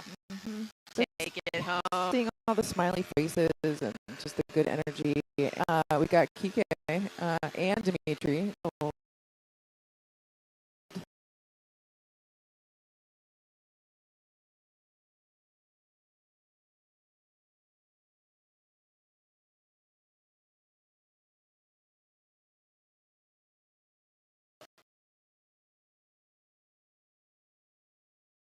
We have a bunch of new ones this year just for this event that I've been working time, and this is really close to my face, but I'll accept it.